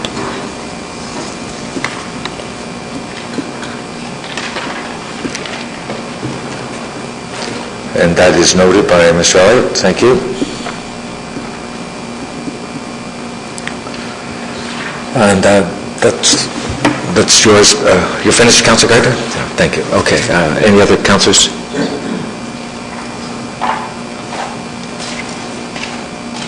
Councilor Thompson? Thank you. Through you to perhaps, just for clarification, if we approve this as is there still going to be further discussion on different budget items? I don't have the original agenda. What's next? Mr. Elliott? Through you, Mr. Chair, I sort of only got to the first of a couple of pages of the additional information. What my intention to do would be, after you vote on this particular page, is I'll walk you through the other materials that have been set on your desk, and then I presume that Mr. Chair will facilitate an open discussion on other items and other discussion about the budget. All right, so if we receive this and we'll move on, we're basically back caught up from our break, and we're at 5.09%. So if there's no other further comments, I'll call for the vote. All those in favor? Opposed? That carries. So now we'll move to the next part. If I may, Mr. Chair, I'm just going to walk you through the additional materials that we have placed on your desk tonight. You've seen much of this before. It is simply updated to reflect where we're at 5.09, and then a little further in, there's been some data corrections. But the colored chart of the graphics has simply been updated to reflect the 509. You can see that 1.3% is continuous across the top for fire. We've got our fiscal strategy numbers are in between, and then the core operations are at the bottom in the dark red. The bright bar across the way is the York Regional Municipal Price Index that was calculated by them at 2.25%, and that's just there as a reference point for you to see. So we're slightly over that in the first 3 years, but well below it in 2018. Staff have tried to figure out if there's any way of delaying any of the pressures that are in 15 out as far as 18 if we could. Can we make any shifts that way? And we were unable to find anything that would not have an impact on the core operations that we have come to enjoy here in Aurora. We also have a number of new services coming on. We've got the AFLC reopening with all of the program costs in. I've been advised by the clerk that we should just hold until we have quorum. Okay? Can we have a recess? Can't even recess.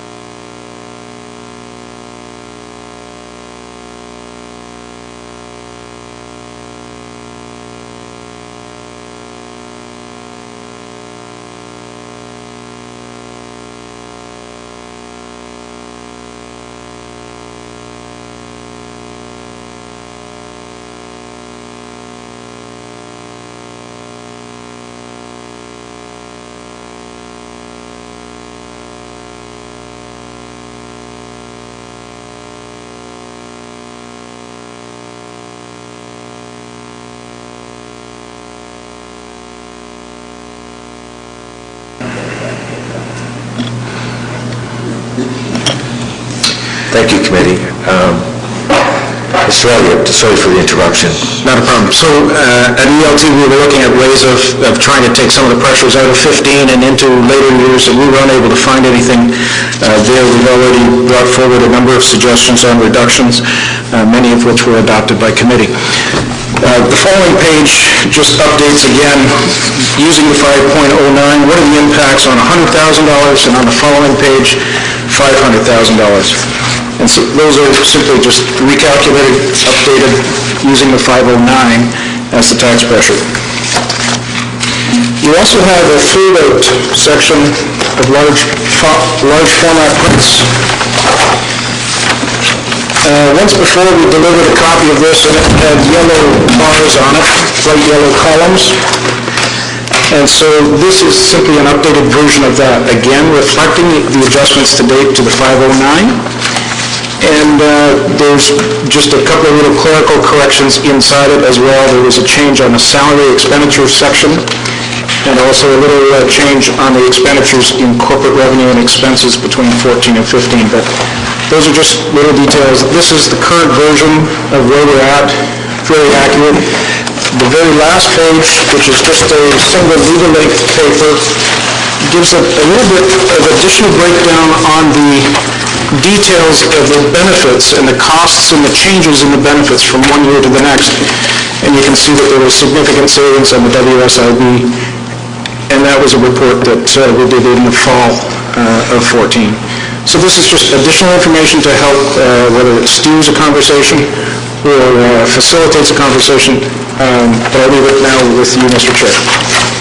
Thank you, Mr. Elliott. All right.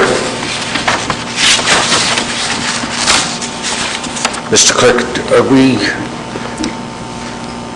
if you can kind of tell us where we are, because I don't have a motion or... Thank you, Mr. Chair. So actually, there is a motion still pending on the floor. It was kind of moved differently, to receive the report.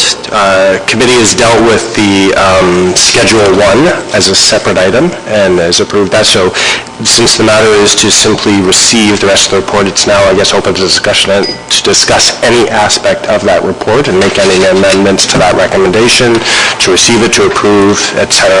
Of course, at committee's discretion. Thank you, Mr. Clerk. So, committee, would anyone like to comment? Questions? Councillor Thompson. Thank you, Deputy Mayor, or actually at this point, Mayor. Through you, Mr. Elliott. Mr. Elliott, just want to draw your attention that on the very first page, you have the net, the total net budgets at $1.8 million, and then summarized as follows, you have the net at $951,000. So there still is a clerical error in there. I just noticed it now. So I think you'll find that the corporate and financial revenues somehow are... But I'll leave that for you to figure out. Jason's on it right now. Through you to Mr. Garby, actually. You know, throughout this exercise, we've looked at the expenditures of the organization and had conversations about how to reduce them. And I just want to look at the other side of the coin and look at revenues. You know, the town-wide revenues are just short of $20 million. A fair bit of that has to do with grants, federal gas tax money, investment income, and so forth. But, you know, there is a chunk, you know, let's say it's $10 million that we generate ourselves through user fees and so forth. You know, is there a possibility for us to look at implementing an increase across the board? Let's say it's 1% of that $10 million so that we can generate, you know, an additional $100,000 to help lower the impact. You know, I guess in my world we'd call it a bit of a stretch target. And so perhaps if I can get a comment from Mr. Garby. Mr. Garby. Through you, Mr. Chair, that's something that the council could set an objective, as you set a target, increased revenue target in the budget, so you make a provision for it in the corporate revenues, and we can bring back ideas throughout the year on how we might adjust our revenues to reach that goal. So I think that that's probably a place to start. I think there's some areas that we as a team could look at and see where we can squeeze and pinch some dollars out. Some of those things will have potential impacts on users. So if we increase user fees for a certain group, look at subsidies for certain groups, those decisions will be tough decisions, but council is quite able to manage those things through. And then we can look at our other ancillary revenues as well as their opportunity to increase everything by an inflationary factor, make sure that we've gone through all of our schedules of fees and revenues and adjust where we can. Similar exercises that we've just undertaken with the building area in terms of the activity that we have with fire. We can do similar exercises through different parts of our organization as well. So I think that is an area, if you're looking to me for my suggestion, if council is intent on lowering the tax impact, revenue versus expenditures is the area of most opportunity. Thank you, Mr. Garvey. I appreciate the feedback. You know, I look back to, I think it was 2012's budget process, where there was that challenge to reduce expenditures by 1%, so revenue was at 2%. But in this case, I just think, again, you know, we need to look at all avenues, and while, yes, we continue to look at the expenses of the organization, I'd like to also look at the other side of the coin in revenue, and I think that it is a worthwhile exercise for us to go through again and try and find that additional $100,000 through the different departments and ways. And I think that the directors and yourself are best suited to find where those opportunities present itself. I agree with you.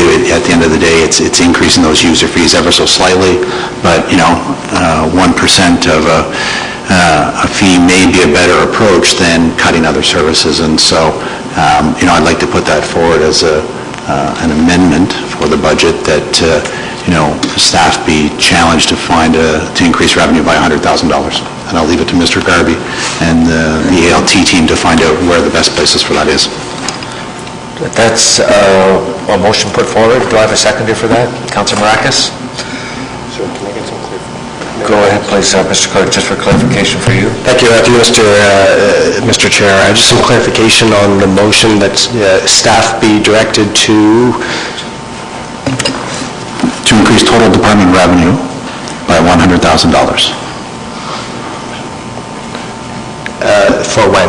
Just so I'm... For the 2015 budget year.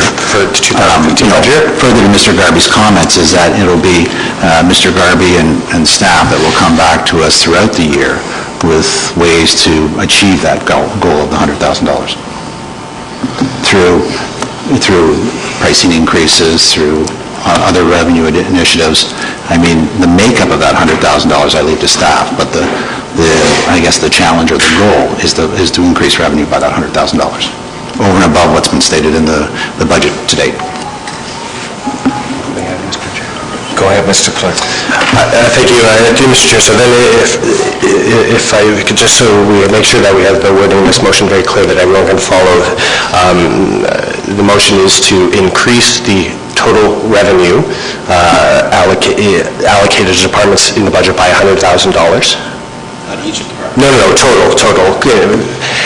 And that staff be directed over the course of 2015 to find those opportunities and report back to council on how to meet it. Is that, just so I just understand, like, I don't know if find's the right word. Perhaps Mr. Garvey would rather use a better word than find. I was going to reach out from a budget perspective. What would we be looking for is perhaps, Mr. Hike, that the budget be adjusted to reflect the $100,000 revenue target challenge for the CAO to implement. And that's what we reflect on our Schedule 1, and we can proceed from there. Thank you. Thank you, Mr. Elliott. So, I think are we all clear on that? I'll go to Councilor Kim to start.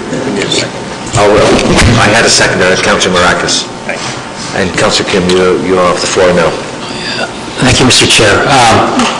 Sorry, I missed the earlier part of Councilor Thompson's view on terms of revenue focus on the revenues as opposed to the cost savings or cutting costs. In a budget, I mean, it's a two-edged sword where you deal with revenue collection as well as cutting costs. Is it possible to kind of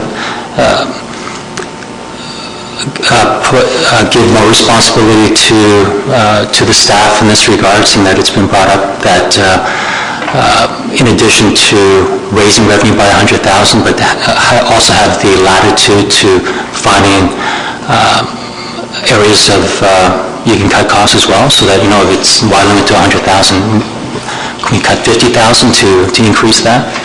No? Councillor Kim, we're going to assume that staff have done that, but you're asking for a further savings. Yeah, I'm open to discussion in terms of can we look at both sides instead of just the revenue portion? Mr. Garvey, would you care to give a comment on that, please? I mean, through you, Mr. Chairman, council's hands on that respect. I think that my comfort level in terms of expenditures is a lot less than revenue side, because I think that as we've seen over the last 2 years, that shading expenditures puts us in a position where we lose our flexibility on expenditures like winter maintenance and these events that happen that limits our ability to shift expenditures in that regard. So I'm certainly open to looking at it, but I think that our focus as a team would be on the revenue side and how we can generate that level of revenue. Councillor Kim?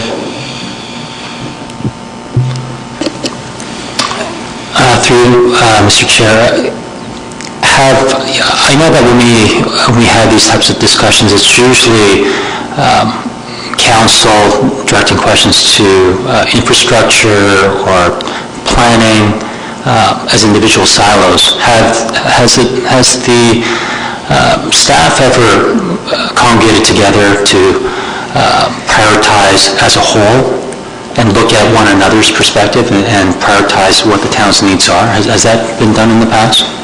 Mr. Garvey? Through you, Mr. Chair, actually, yes, that's our process. We sit around the table and we look through the budget as a whole individually, and then we look at it as a whole, and then we adjust things based on the relative priorities of things. So there's a give and take at the table, and I've got a communication staff that can wait till 2017 to allow Mr. Downey increased programming staff in the short term. So we do that, and we together look at our expenditures and revenues as well as a group. Councillor Kim?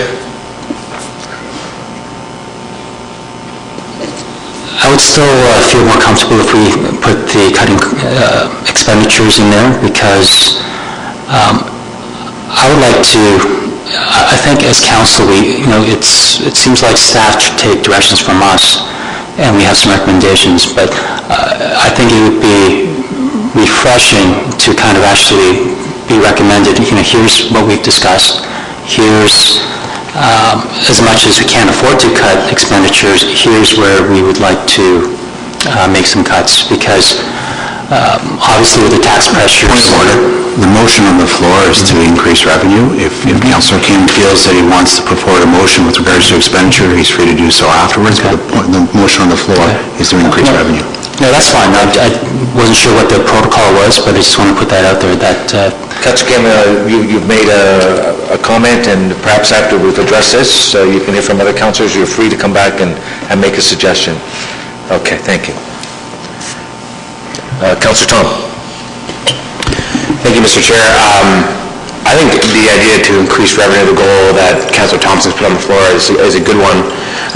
One of the things that hasn't been spoken about yet, and I met with Mr. Elliott briefly before this meeting, and we spoke about this very briefly, and this comes from, I suppose, my work outside of council, is advertising revenue, specifically with the town's assets and brick-and-mortar assets, which generally fall under the Parks and Rec department, but there's probably some other ones as well. The City of Ottawa recently, I think it was the City of Ottawa, they've recently completed, I don't know how recent, but they've recently completed an audit of all their assets in which you can advertise on. And the audit consisted of finding out, A, what are the assets themselves, and B, what would you charge for that if you were going to place an advertisement on it? Which doesn't mean that the city would, but it just means they have an audit of what assets do they have that if they wanted to have sponsorship for that asset or place an advertisement onto that asset, that they could find out the cost and whether or not they had it. So I think that is something that the town of Aurora, which I could be corrected at any time, doesn't have that asset list of advertising. And quite frankly, I know the real revenue potential, especially of things that I already can name off right now. I mean, we have rink boards that aren't sold that I don't even know what the town charges. I don't want to get involved in that. But from a micro or from a macro level, if every single rink board was sold on every single arena that the town had, right there you could theoretically have $100,000. So there's your revenue that you're looking for right there. That's just one little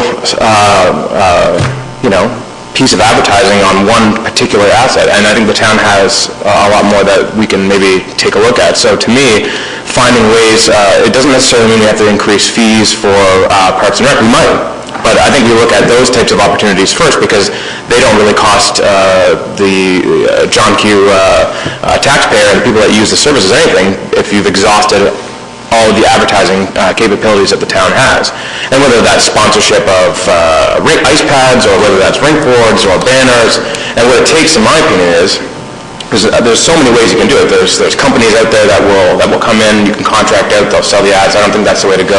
There's a lot of different ways that this can be realized, and I'm just making a comment now that I think that staff should really take a look at a lot of those advertising revenues that right now aren't being realized that would buffer and perhaps not even require service levels and service fees to go up. So that would be my comment. Thank you, Councillor Tomlin. Automatically we thought of increasing fees, and you've just given us an example of another way of getting revenues. I see Mr. Garvey nodding, so thank you for that comment. Are there any other comments, Councillor Gardner, on the motion on the table, which is for revenues, to increase revenues? Councillor Tom is talking about a revenue that will go year after year, but I'm looking at naming rights. I don't think and I know it's hard, and I know Mr. Downey will know the trouble we had at the SARC, but I think we've got some buildings that people might want to put their name to. Thank you. Councillor Backus? Thank you, Mr. Chair. I'm just curious through you to Mr. Downey, are we currently looking into aspects of naming rights and stuff for certain buildings? Mr. Downey? Through you, Mr. Chair, you will be seeing some reports coming forward very soon. We have approached several companies with regard to naming rights and sponsorship, and we have just entered into a tentative agreement on the West Rink at the SARC, and you'll be seeing a report with regards to that.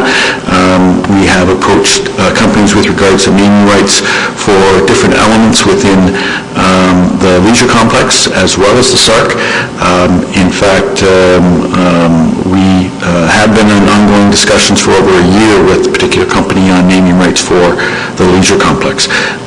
We have a naming rights policy, and what we do is go out and seek people who would be interested in providing naming rights for putting their name on different facilities. We then come forward to council because it's a council decision as to whether or not they wish to have that move forward, and then where those funds would be allocated to. Thank you. Just to follow up through, Mr. Chair, do we, as Councillor Tom mentioned, do we go into naming, putting advertisements on the boards? Do we look into that, or is that something that we could look into possibly for the future? Through you, Mr. Chair, we actually have three different funding sources. First of all, there's advertising, there's a rink board, which is advertising, and we have an active program with regards to rink boards, and have actually increased the number of rink boards each year with regards to that advertising. We then have sponsorship, and that sponsorship helps offset costs for certain things like special events or the program guide, so that is a one-time funding source for a particular event. And then we have naming rights, where you can actually place your name on a particular facility, and we have a sponsorship program with regards to that. We presented that to the last council. It's called Together With, and it's a program that we encourage people to put their names on different facilities together with the town of Aurora. Thank you. Any other councillors? So the motion is, it's an amendment.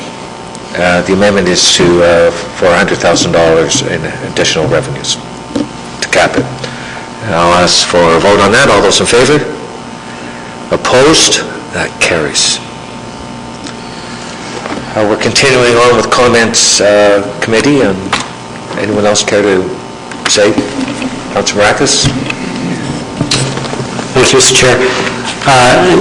Just want to kind of elaborate on what Councillor Kim mentioned, looking more at some expenditures. I do think that there might be a need to, possibly have staff look at, give them a number and say, you know what, we'd like you guys to come back with this amount and find it within the whole, all the different departments and come back with it. I just wanted to go off into a different avenue. I was looking through these sheets, and I spoke with Mr. Elliott in regards to at the bottom of the expenditures we have all others, and I had a bit of a problem looking at $2 million and saying, and not knowing what is there actually. So I asked Mr. Elliott for a breakdown. He was gracious enough to break it down to a few more items. Now, I guess not everyone has this sheet, so I was just wondering, maybe could we put this up, maybe so everyone could see it? Put it up on the overhead? Yeah. I think Linda can help us out.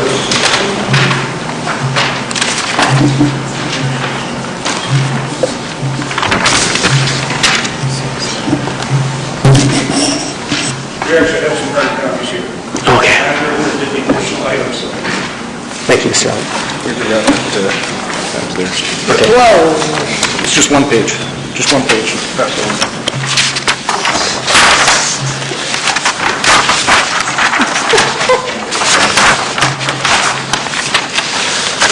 How many have you got left? That's it. Those two. Oh, we only got one more. That's mine. Yeah. Okay. So, Same as yours. So for our committee, I think we all have. Does everyone have it? Councillor Maracas, we're all on board here. Go ahead, please. Okay. So I went through this, and there was a few things that kind of caught my eye, but the one that really caught my eye was the training and development. I see for this year we have a proposed budget of $196. And for me, there's a lot of companies. They do a lot of courses and seminars for their employees and staff, but a lot of them, what they'll do is they'll do it on a every other year basis. And I know that there is some mandatory courses and training for certain staff, and just through you, Mr. Chair, to Mr. Elliott, I know we spoke of it, but what was the number for mandatory courses and seminars, the amount? Mr. Elliott? Through you, Mr. Chair, actually, I don't have the mandatories. What I do have is that the sort of training and development encompasses a couple of different things. There's conferences that are included in there, and just as members of council have an allocation to attend conferences, the managers, the directors, and the CAO each have a specific formula or it's a dollar amount. That's different. I think it's $800 for the managers and $1,200 for the directors and $2,000 for the CIO to attend conferences during the year. We also have in that line item a fixed amount of $310 per staff head, and it's allocated to each department based on head count in their group, and it's full-time head. And that $310 doesn't go very far on an individual basis, and so it almost does end up to an every other year thing for staff members. This is for them to attend training of any sort that they require, whether it's to brush up their skills on Excel or using Word or PowerPoint, or whether it's skill sessions such as dealing with difficult people, customer service, all different sorts of programs that we may need from time to time.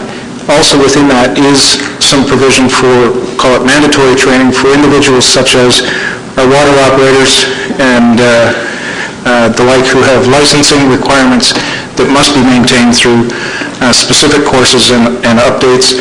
Our building inspectors have things like that as well. And so for included in that mandatory component for those folks, it's about $30,000 a year. $30,000? Okay, thanks. So if we take away the mandatory, we'd be looking at about, $160,000. And, and I think that would be looking at almost a 0.5%, roughly. Well, maybe just slightly under 43, 40, whatever, yeah. I think that, for this year, we're looking at a pretty, for me, 5% is a pretty high tax rate. I think for this year, we can look at cutting something like this just for this year, and next year have, we can, bring it back and do it, and on a future basis, do it on an every other year basis where, like most companies do that, and I feel it's something that we need to look at, and like I said, especially since we're at a 5% increase, I think it's something that we can cut and wouldn't affect service levels. And, other than it, like, it's not mandatory, so I think, it's something we can cut, and I'd just like to hear the views of my colleagues at the table. Councillor Humphries? Thank you, Mr. Chair. Apologies for being so late this evening, and thank you so much, Councillor Marcus, for bringing this up. I think it's a great suggestion. I know it's terrible to lose training and development. People love it. It's part of what makes people happy at their job, but it looks like we've been consistently delivering that part of the budget. Allowing a one-year deferral, I don't think is a bad idea. And maybe instead of it being $195,000, we can make it $95,000 for this year, and you allocate it to top performers or however you want to send it, unless staff feel that this is really going to deter some initiatives, some promotions, some real advancement of the business. So if I can hear what the risk is around that, I'd love to understand that. And if there isn't a huge risk, deterring 1 year I think is a great idea. Perhaps we'll get Mr. Garby to comment on that. Through you, Mr. Chair, actually, one of our core values of this organization is continuous learning. That's how we produce innovation. That's how we produce results. That's how we invest in our personnel. That's how we retain our personnel.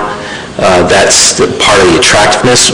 We, at the town of Aurora, do not pay like other municipalities pay. Part of the attractiveness is knowing that there's a certain amount of training dollars available to them. And to take that away for staff is, I think, sends a disheartening a message to them. So I feel really strongly about maintaining our training and development budget. We do, it does, like Mr. Elliott did mention, it is based on job applicability, and it is not every year. We can't afford to send everyone everywhere all the time. So we are selective, and as you know, training is not inexpensive. $310 doesn't get you an Excel course. We do pool our resources within 6 municipalities to stretch our dollars. It has allowed us to do pre-management readiness, things like that. So we are trying to invest our employees to have a succession plan in place. And the more we invest in our employees, the more they'll stick around, the better it is for our organization. So I feel really strongly about it. Thank you, Mr. Chair. Absolutely hear you, Mr. Garby, and I'm 100% an advocate of that. You want to have employee satisfaction. But sometimes, when you look outside the public sector, and other organizations, sometimes things happen, and what we do is we're not taking away the entire budget, $310 a person, but we allocate training and development where we want it for that 1 year, we have to cut back for those that really need it, and we want to keep them employed and retain top talent, and then we spread out the next year. It's just part of employee development, because it looks like we've actually gone up here. We're looking at quite an increase from last year of $59,000, $30,000. So it looks like we're actually doing additional training, which, again, it's not bad. I love it. And I'm not saying take away the whole thing, but can we just take a look there and see if there's anything we can do that we're not going to lose employees or going to have dissatisfaction and the employee survey is going to be ugly? Not that at all, but can we just take a look at that? And if we can't change it, we can't. We're going to take your recommendation for sure. But it's a place I'd like to look to see if there's anything we can do. That's just my thoughts, but if the rest of the table doesn't want to investigate, that's fine. Well, we have nothing on the table, but we are taking comments. Councillor Tom? Thank you, Mr. Chair. I just have a question. I don't know who this would be directed to, so I'll ask through you to the CAO. Mr. Garby, does this include council training and development in this budget, or is it a separate budget? Mr. Garby? Through you, it is included in here. As well, I should say that we have mandatory training for our water staff, but there's also, all our professionals are required to recertify. Our planners, our solicitors, our engineers, all of our accountants, all of our professional staff have requirements as well. And so it's not just the 30,000, but it's actually a professional, the requirements of our professions. Councillor Tom? Thank you, Mr. Chair. I suppose my only comment on this would be if council's decision is to reduce training and development, the first place that we should cut it is from our own. And so if that's the case, that we want to cut training and development, then I think that's the place we would start. But I'm not certain that it's necessary to cut. But I think if we do decide to cut, that's the first thing that should go. Thank you, Councillor Tom. Councillor Kim? Councillor Thompson?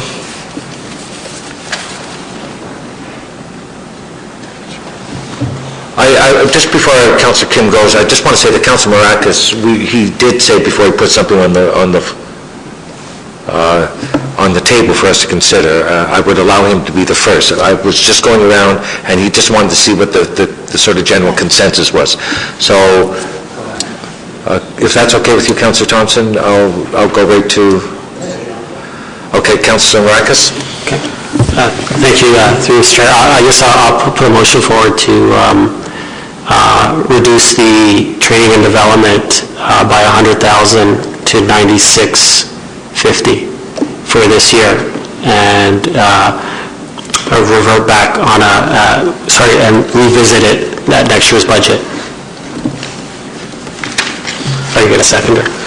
Do I have a seconder for that? Councillor Humphreys? All right. Councillor Kim, I'll allow you to go first if you still would like to talk. We have a number before us, and that number is 96,000? 100,000.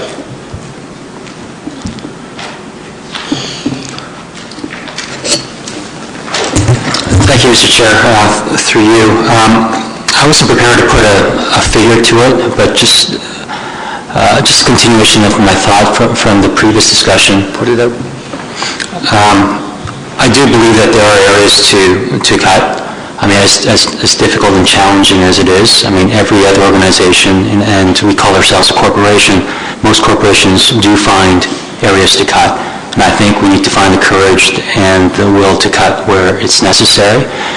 I know that a government organization is different in a way, and I think everyone knows that, due to inherent conflicts of interest, it's challenging to find cuts and have the courage to cut. Conversely, be proficient to finding revenues as well. I was prepared to have, because this is, it's a difficult decision, I was prepared to have staff come with recommendations in terms of where they can find it. In terms of this motion, which Councilor Marcus has put forward just now, it wasn't front and center in my mind, but having to make this front and center, I respect CEO Garby's perspective in that, he wants to look after his staff, and I do believe that this training and development certainly is one of those variables that encourages and motivates people. It certainly motivates myself and I'm sure employees of other corporations, but it's rare to have employees in most organizations to have this type of budget on a regular basis. I'm still going to mull this over in terms of the dollar value, but I certainly do believe that we do need to find some cuts, and given all this other items here disclosed, I have a few ideas, but I'm not going to bring that up now because that's not part of the motion. Thank you. Thank you, Councillor. Councillor Thompson, I had you next. Thank you. I'm quite willing to look at that line item. I think I would appreciate having a better understanding of the impact, especially if it's to reduce it by 100,000, where those reductions are going to come. If, to Councillor Tom's point, that it's going to wipe out council's training and conference, or how is that going to be divvied up?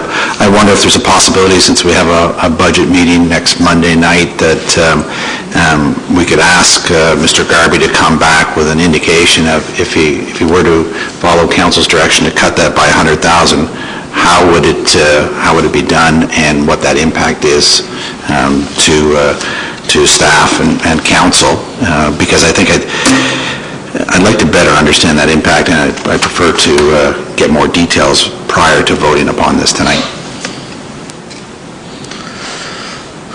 Councillor Tom? Thank you, Mr. Chair. I would agree with Councillor Thompson. I'd rather see the impact first before voting on if the question is to just take $100,000 out now and without seeing the implications. I don't think I could be able to do that either. And again, I just reiterate my comment earlier that if it's the decision of this council to reduce the budget for training and development, I think we should lead by good example and not take any on our own. If we're going to ask our staff to make economies, then we should be the first to make those economies as well. So as I stand now, I'd rather see what the implications are first, but even at that point in time, I just want to make sure that that point is made. Councillor Marcus? Thank you, Mr. Chair. I understand, that we should lead by example, but I do believe that council has led by example, considering there hasn't been a wage increase since 2003 for any council member.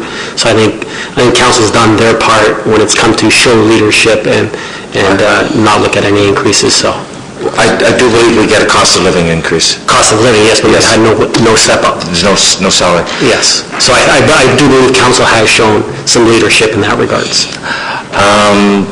Councillor Tom, I would just like to sort of make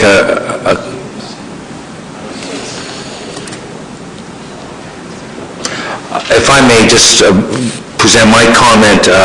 I don't know, Councillor Marcus, if there's other items that you're going to go through, but my thought is it would be better to take $100,000 off this and allow staff to come up with it, unless there are other areas that you were going to come through it. I think the training is very important, especially for council. We have no way of learning our trade except by the training courses and learning as we go. the value of conferences and moving and seeing what other municipalities and other councils do is in our code of ethics to go to these conferences.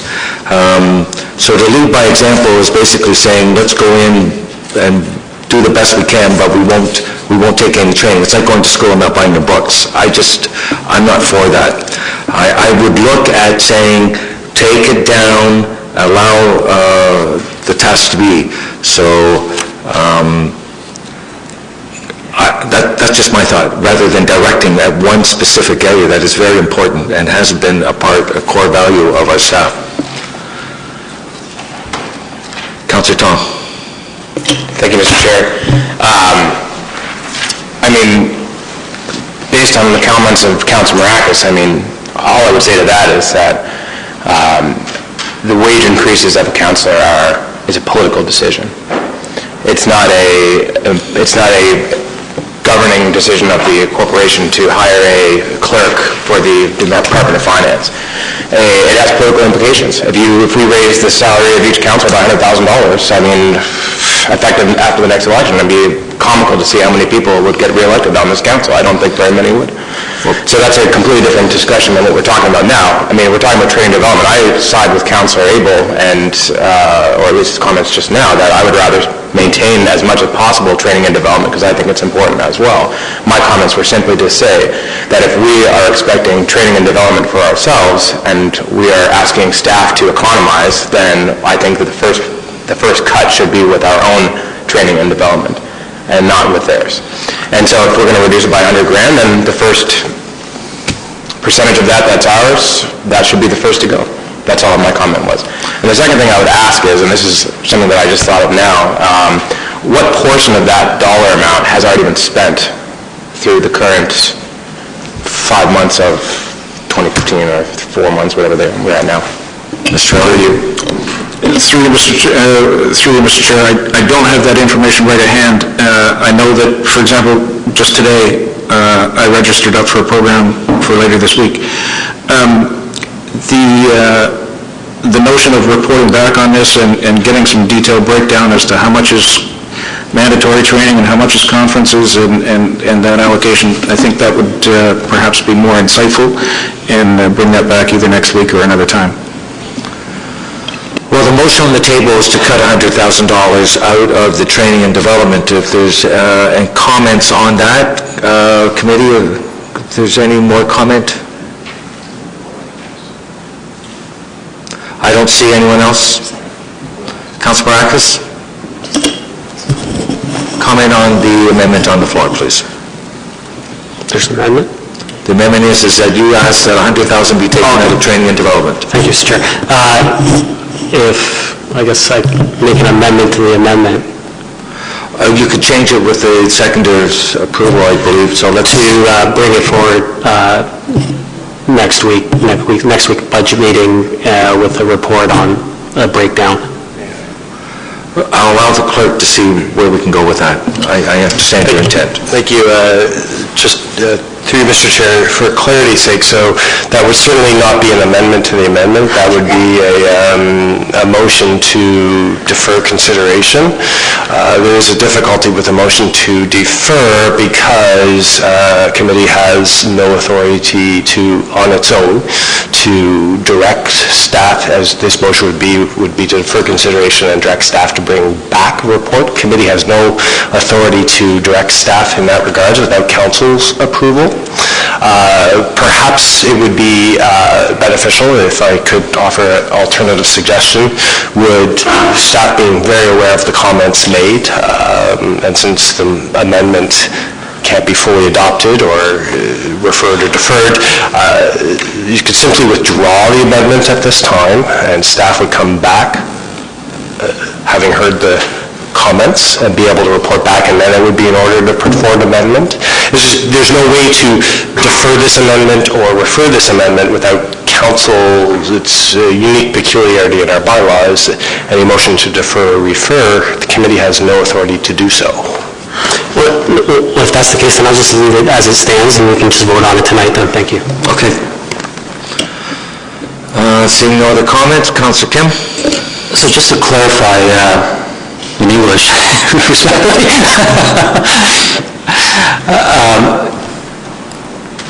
So, are you saying, Mr. Clerk, through you, Mr. Chair, that we can defer this and staff can come back next week with some recommendations and we can vote on a recommendation next week? Mr. Clerk? Thank you. Through Mr. Chairman, I do apologize. I know sometimes parliamentary language is a little unique. No, committee can't defer this because although if you don't vote on the amendment at this time, I suppose that's essentially deferring it. But committee cannot defer this because committee doesn't have the authority to make the final decision on these matters. Everything that committees does is a recommendation to council. It's a procedural peculiarity or uniqueness in our procedural bylaw that we can certainly address at a future date. If committee was not to vote on this amendment, that would or to table, which would essentially table it at this time, that might accomplish what you're talking about, but you can't really move to defer because that approval is subject to council's approval, so if you just decide not to consider it, indirectly you could do it that way, but you really can't defer it, per se. So, Mr. Clerk, we can vote on this and then we can go from there. Councillor Thompson? I've just asked, Councillor Kim still has the floor. So we can't defer, but we can put in a motion to have staff investigate our request and come back at the following GC, not council. Mr. Clerk? Thank you. Through Mr. Chair, you can't move a motion at this time to direct staff to come back and report because, so the General Committee budget meeting is a ongoing meeting. So each successive previous meeting dates is a continuation of the same meeting, and everything that happens here ultimately will go to council for final approval. So if you were to pass a motion at this time to direct staff to report back at the next committee meeting, that motion actually doesn't become effective until council adopts it in April. However, staff, of course, are very aware of the comments and have, as you've seen with the reports that have come forward since based on those comments, are very aware when comments are made and do bring forward additional items for consideration at budget committee. So it would almost be pointless to adopt, approve, or otherwise a procedural motion of that nature because it has no effect and force until adopted by council at a later date. I don't know if I can do that. Okay, sorry, last question then, Mr. Chair. Just like Councilor Marakis put forward this, I'm not sure if you call it a motion or amendment, if Councilor Marakis is willing, is to withdraw this amendment, can someone else put in an amendment to add more flexibility in where we cut? Mr. Clerk? Thank you. Through Mr. Chair, certainly under our procedural bylaw, any motion can be withdrawn with the approval of the mover and the seconder. They both have to approve it. If an amendment is withdrawn, it's as if it wasn't there, it doesn't get considered, and then the floor is open for any other amendment. And as well, we could vote on this and then do the very same. Bring up another point. Councillor Thompson. We are trying to move through on this one amendment. Thank you. And we are moving, but we are voting at the same time. I'm a little confused. So, my understanding of what Councilor Marakis was trying to do was to try and alter his motion so that he would ask for staff to bring back a report next week, identifying, where that $100,000 could be cut from the $196,000, and including the impact of it and so forth. And so to me, I don't see that being that much different than what we do at the capital budget, where we say we do something pending a future report. And we've had those reports come to us before the completion of the budget cycle. And so there seems to be a little bit of inconsistency where we've asked for reports to come at the next meeting or any of the future meetings, and they have before the budget has reached its final cycle. And so, I'm a little confused. Either we've been doing it wrong before, and now we're going to do it a different way, or whatever, because it's not unusual for us to ask for a report for more information to come forward, and it's been offered at this meeting, next meeting, or so forth. And Councilor Marcus can correct me if I'm wrong, but it was my understanding that the intent really is that staff bring back a report based upon his motion to cut the $100,000 on where and how. Okay, so, Councillor Thompson, it's come to my attention that probably the best, what we got here is to table this until the next meeting, and then we can have the information presented at that time. Which is not a report, but is that... Can I clarify just the comment you want me to? No, not really. So, what we have is, we can table this, and I would ask for a motion to table the item, or we can vote on it.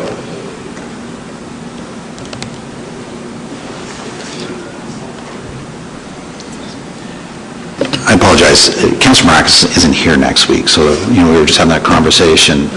So with council indulgence, I think it would be fair that if it is reports brought back next week, that it may be best to postpone any vote or discussion on it until Councilor Marcus is back. So that brings it to council, or be debated tonight. I apologize, we're having a little sidebar here.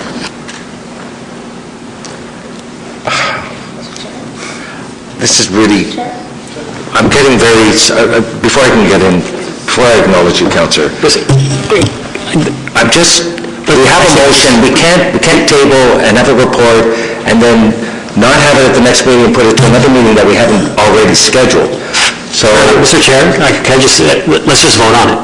Yes, that's what I said. Councillor Humphrey, you had a comment? The only comment I have, Mr. Chair, is that the intent of the motion is just, for me, is to see if there's an opportunity to do anything here and to understand the impact of what we're asking. We understand that there's a mandatory training requirement of about $40,000. The rest is not mandatory. It's part of development and training of the year. It's not unheard of to say, I'm sorry, guys, hate to do this, but we can't do training like we did. I hate that story. It's not the story I want to share with my employees, but I've had that story told to me time and again when we have budget constraints. Our tax increase is the highest in the last 4 years. Do we really want to announce 5% and not kick this a little bit?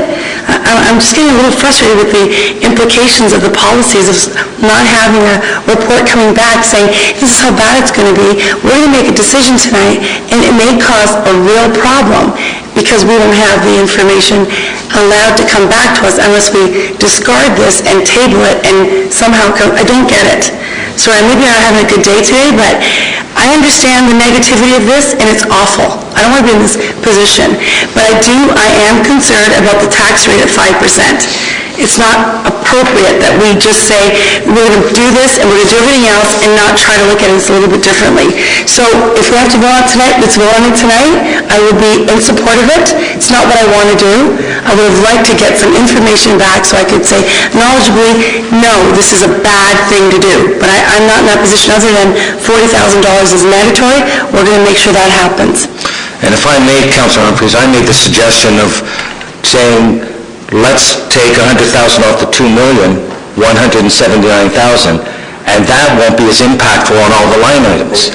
So why instead of macromanaging, why not just say overall take $100,000 off? Mr. Chair, for me, it could be another additional $100,000. Why stop at 100? I mean, for me, maybe there's an opportunity here to even dig deeper. I know everyone's done a great job, tried their best, but I'm hearing it already that 5% is it's not good. Thank you. Councillor Tom, we're going to go around, and Councillor Gardner, you haven't talked once, so we'll allow you to. Thank you, Mr. Chair. I don't understand, so we're voting on reducing the budget of a line item on training and development by $100,000. The only person who has seen any details on, or seems to know about the details of what's mandatory, what's not mandatory, what's been spent, what hasn't been spent, is Councilor Maracas. And we're asking the council to approve a cut of $100,000 without saying anything. Point of order, Mr. Chair. I believe Mr. Elliott did mention that the mandatory is $40,000, and we said that here at the table, so everyone has that same information that I do. Thank you very much. We all have the same information, Councilor Tom. Continue. So great, you knew before, I knew it now, but that's all the information we have. So we don't know what else, so then how are we making a decision to cut $100,000 without having any knowledge? You have to have a breakdown of what you're going to miss and what you're going to cut out. Well, what has been spent already? We had $100,000. That's right. We've had the comment from from our CAO. It doesn't make sense. It has a huge impact. I agree. I think if you want to reduce it by another $100,000, go to the total number, which is at the bottom. That way the staff has the flexibility, because we might not be able to cut, legally we might not be able to cut, because what if the mandatory is X amount, we've spent X amount, and that equals more than $96,000? If that's it, then we're in a mess. So to me, if we don't have the information, why are we voting on it? It doesn't make sense. Okay, thank you, Councilor Tom. Councilor Gardner. Just a question. On our agenda tonight, we have a memo, we have an update, and we have additional information. Can we not just phrase that, what we want, in one of these ways? It doesn't have to be a report. I'll ask Mr. Garvey to speak on that, please. Through you, Mr. Chair, what we had suggested is that this motion be tabled, we bring back a report next week. Councilor Maracas is not available to be there next week, so Council has suggested that that's not appropriate. So Councilor Maracas has said, let's vote on it tonight. So that's the sum total. It's just so staff are not stonewalling this. We feel strongly about it, but Council needs to make a decision and decide when they want to make a decision. I thought it was according to the procedural bylaw that we can't ask for a report. I'll do it anyway. And as I've heard here behind me, it can come to the table and we can defer it next week until, is after the next Monday, is our next meeting a council meeting to approve the budget? Yes. Yes, it is. So we can have the information. We can have another discussion next week at the budget meeting, and then it goes to council. Is that correct? In April. Okay, but council, we still have another opportunity. Yes, we do. Okay, thank you. With respect to this topic, I don't know what the intention was, but I know we've mentioned $100,000. I thought this was perhaps on top of the $100,000. And I have also some other suggestions of particulars.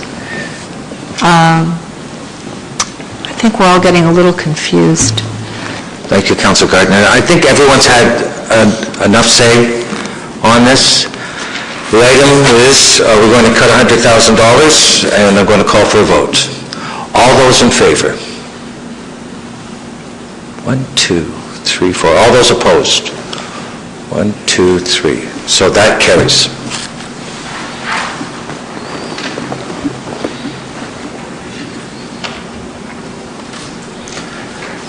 Are there any other comments on the budget and perhaps some other suggestions? Councilor Gardner? Thank you. With respect to the sheet that was given to us tonight, under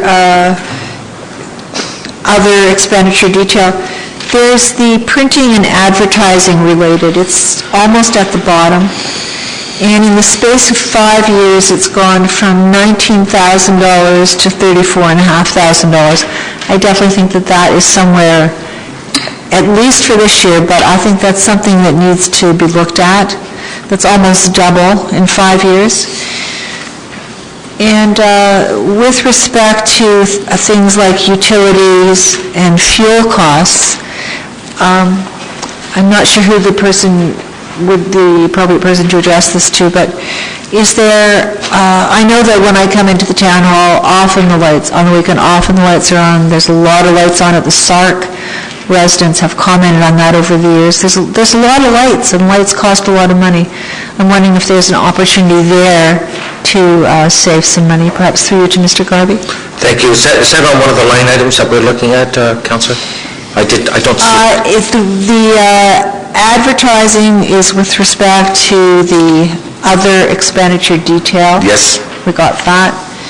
The utilities, fuel costs, and advertising is on the sheet that was handed out tonight, Thank you. the 5-year operating budget history. Thank you very much. So could I have someone talk on the advertising? Mr. Garvey? Through Mr. Chair, I don't have the details with me on advertising. I know that there was a consolidation of all the advertising dollars throughout the organization into one line, and that took place during this time frame.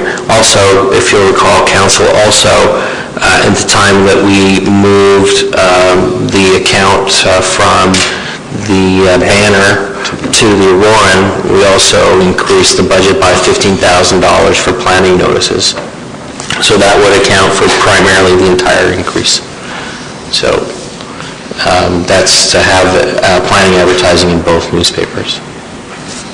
All right, thank you very much. So, Councillor, that is the explanation for the doubling or the big increase, but you also asked about the utilities. I think there still might be some room in there, but yes, with respect to the utilities, and then the fuel cost is a separate. Mr. Simonauskas, could you perhaps, our facilities are being lit at night, is there saving there, or I don't know how your fuel can be adjusted, but we can... Through Mr. Chair, our energy costs, electricity costs are driven by lighting, as well as the bigger consumers are street lights and our equipment, motor equipment like heating, ventilation, chiller equipment, pool equipment. That's where the bulk of our costs are. We can look at how we operate the facilities. A lot of the facilities do have motion sensors in a lot of the areas. There is also a benefit in having lighting on through the night from a security and building protection perspective, but that can be looked at as well.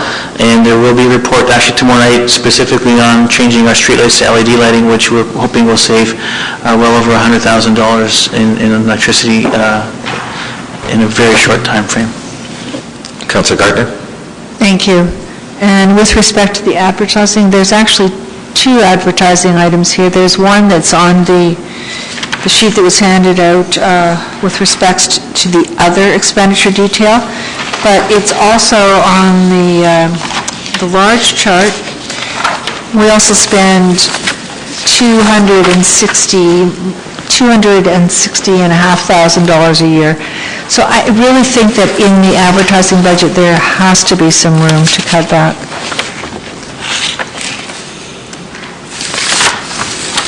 Do you want to throw a number out there? 10%? 10% of what? What figure do you want to use, Councillor? Both of them combined?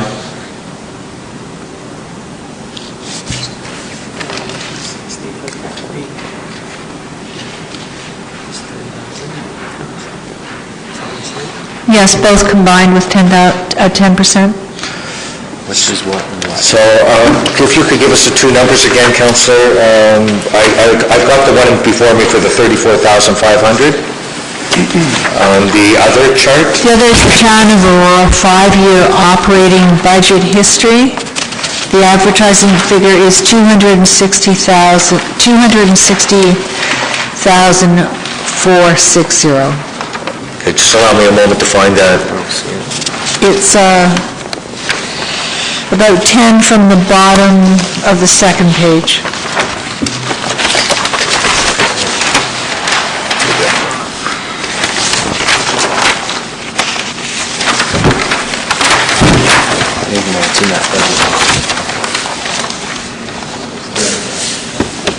I still haven't found it. That's 29, 294, that's 3. Anyone found it yet? That's revenues, right? That's the third page. That's the first, that's the second. There it is. So that figure on the 5 years, 260,460 plus 34,500. Mr. Clerk, do we have those numbers? Yes. For a total of 294? So 10% is 30,000. Would that be satisfactory? Thank you, that So would be the great. motion is 30,000. Do I have a seconder for that? Councilor Maracus? Comments, questions? Seeing none, I'm going to call a vote. All those in favor? Opposed? That carries. If I could, again, make a comment that we ask them to bring up a figure, staff, rather than going through line by line and let them find the savings. But if it's committees would like to continue highlighting areas that they think there's savings, and we can probably add these all up.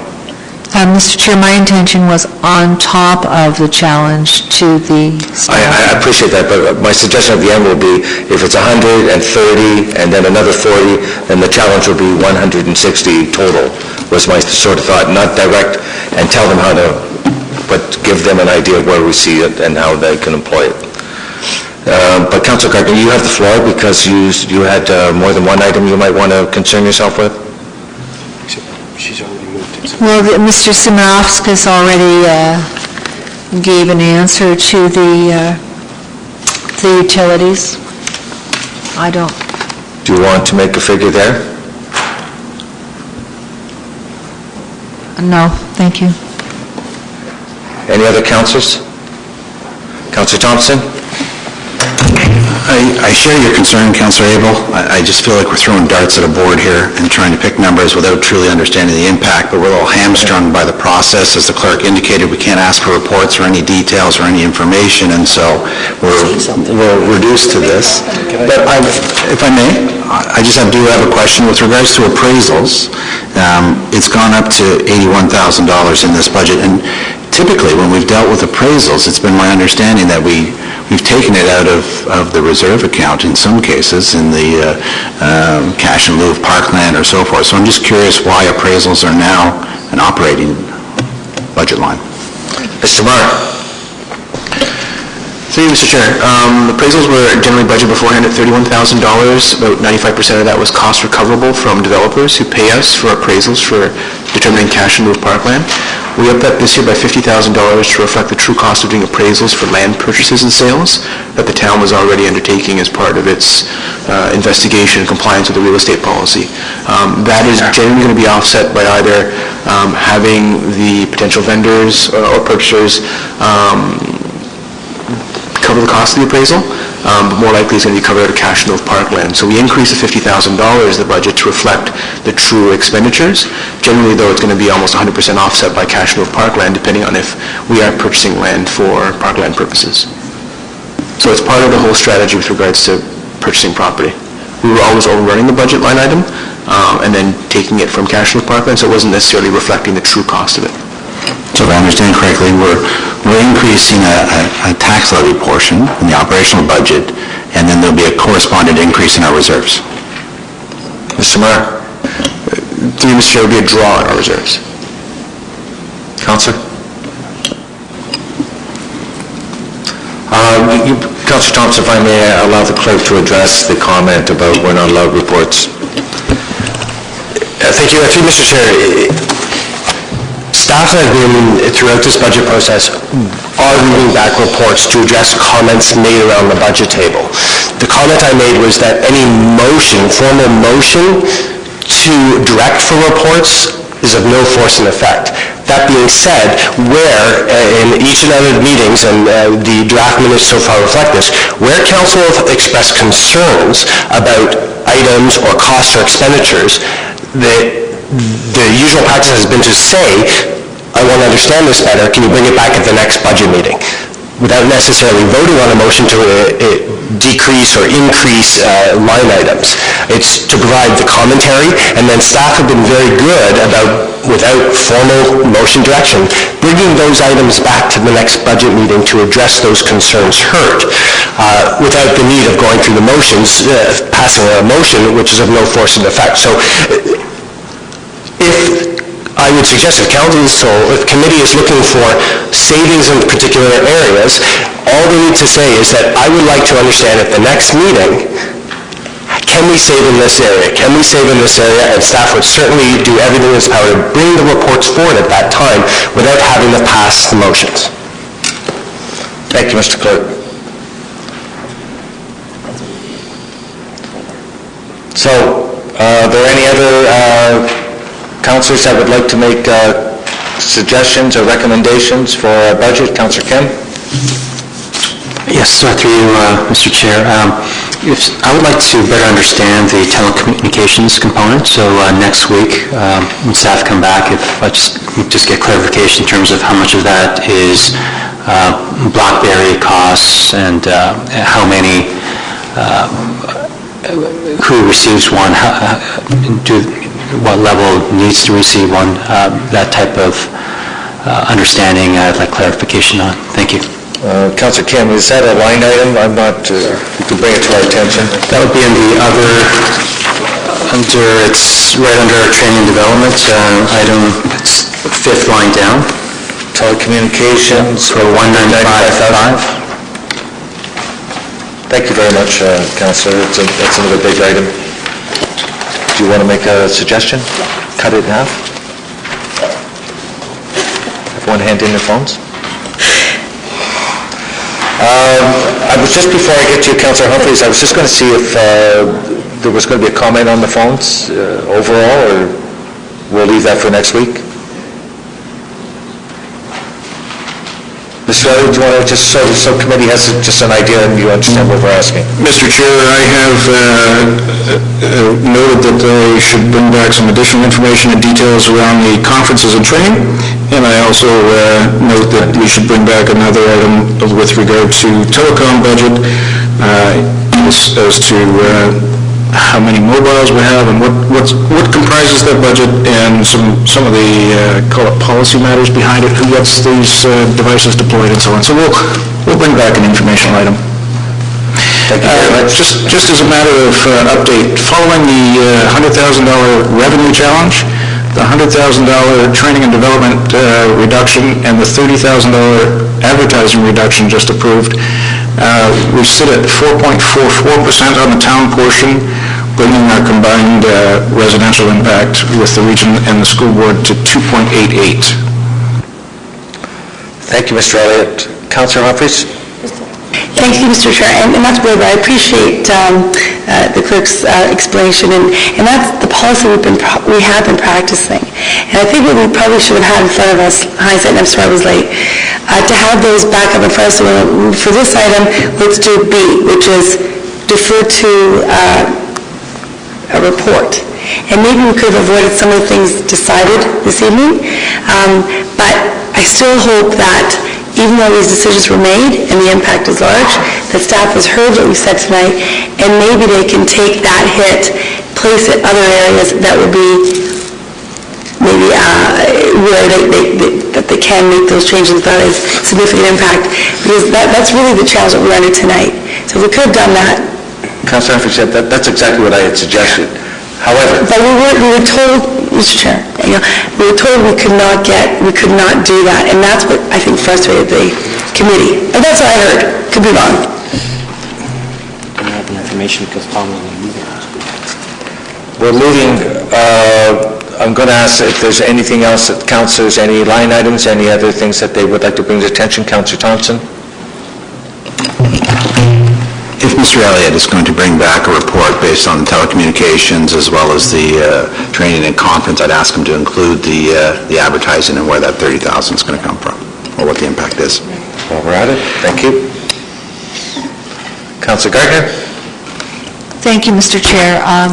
And I apologize, I wasn't here for this meeting, but I would like to ask Mr. Downey with respect to the full-time and part-time employee for the new youth component. Was looking in the leisure guide, and we have quite an amazing selection of programs for the youth. What kind of programming would a full-time staff be doing for, am I allowed to ask this? Well, it was approved in council, so if you want to... It was approved at council? Yeah. Oh, so there's no point? You could always ask the director on your time, but... The end of that sentence was a full-time person for really a part-time youth facility.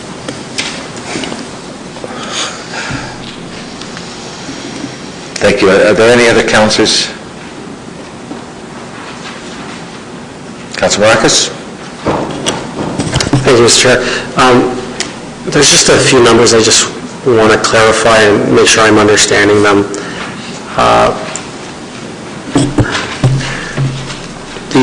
On the expenditures of the 5-year operating budget history, and then also, just to give you guys the two sheets on the attachment number 4 that we got the first time, that one that has the list that we dealt with all the, so I'm just comparing one to the other. Do you know which sheet I'm talking about? That original one? I'll ask Mr. Garvey to help me. The initial budget sheet, the attachment number 4 that dealt with each increase, the hires that we dealt with. We went through 1.1, 1.2, 1.3.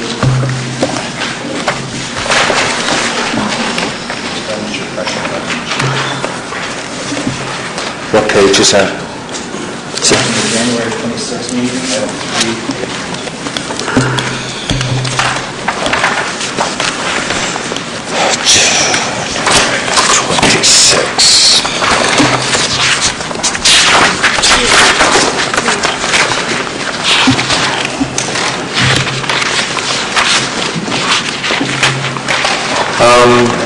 Can we get that on the overhead, Mr. Marr? Thank you, that would be a big help. February 23rd, okay. All right, so we have one of those up on the front there, and from our sheets that were handed today under expenditures, I think that's number 2? Yes, that's correct. Councilor Maracas? Yep. Thank you. So I think if all council is there, I'm fine with there. All right, Okay. you have the floor, sir. Thank you. I'm not sure if I'm not reading it correctly, or if I'm missing something out of the numbers, but the total salaries is $758,689. And on attachment 4, actually, through you to, I guess, Mr. Elliott, does that $758,689 also include the new hires? Or what does that include? Is that the new hires, step-ups, cost of living? That's everything all rolled into one? I'm totally lost.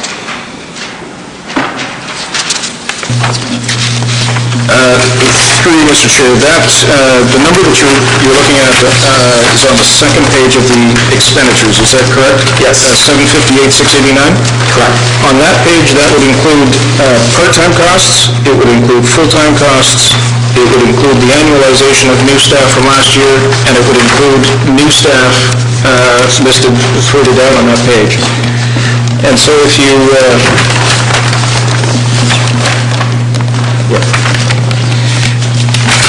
And then if you look back to just the legal size page, the part-time salaries gets broken out of that as well. Okay, well, see, yeah, through you, Mr. Chair.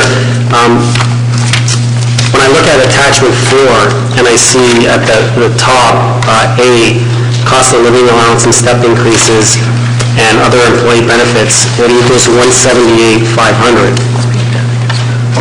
And then we have when you say, I guess I'm missing a number, because that totals the 500, which is the total after we we look at the revenue, I guess, from the benefits that they've actually, we've made some money off of them because, we've been relieved.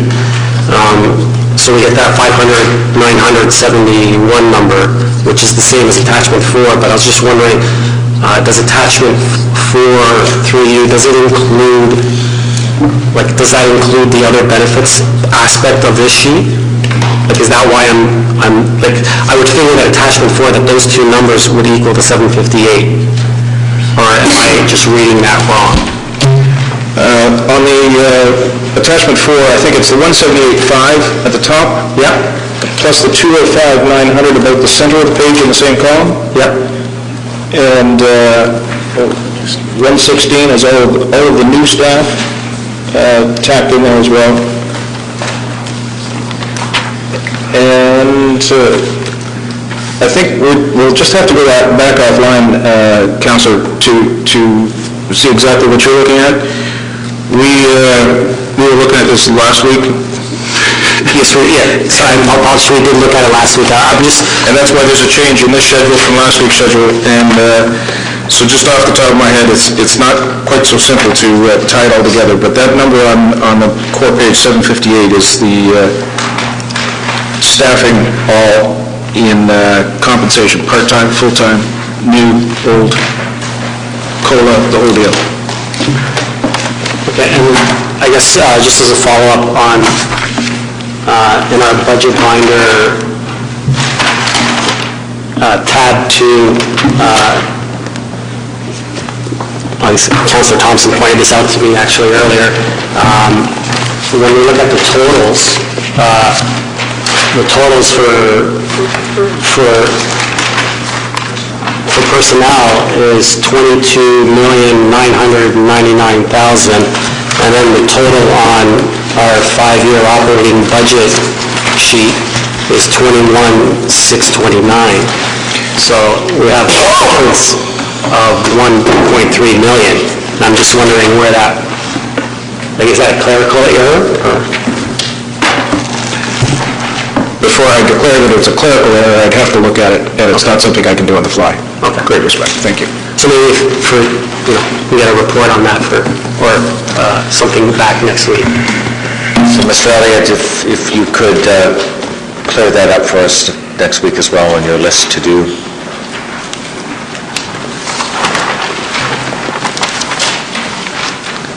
All right, committee, we're moving along. We're down to 4.6. I don't know what our goal is, but we can still keep working. Is there anyone else?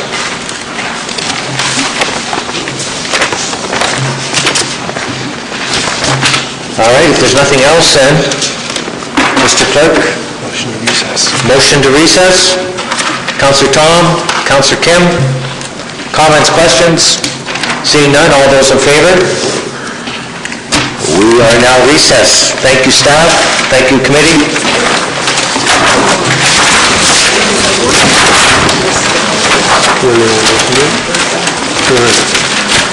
All right, that's yours, Neil. Thank you very much. It comes up that with $500.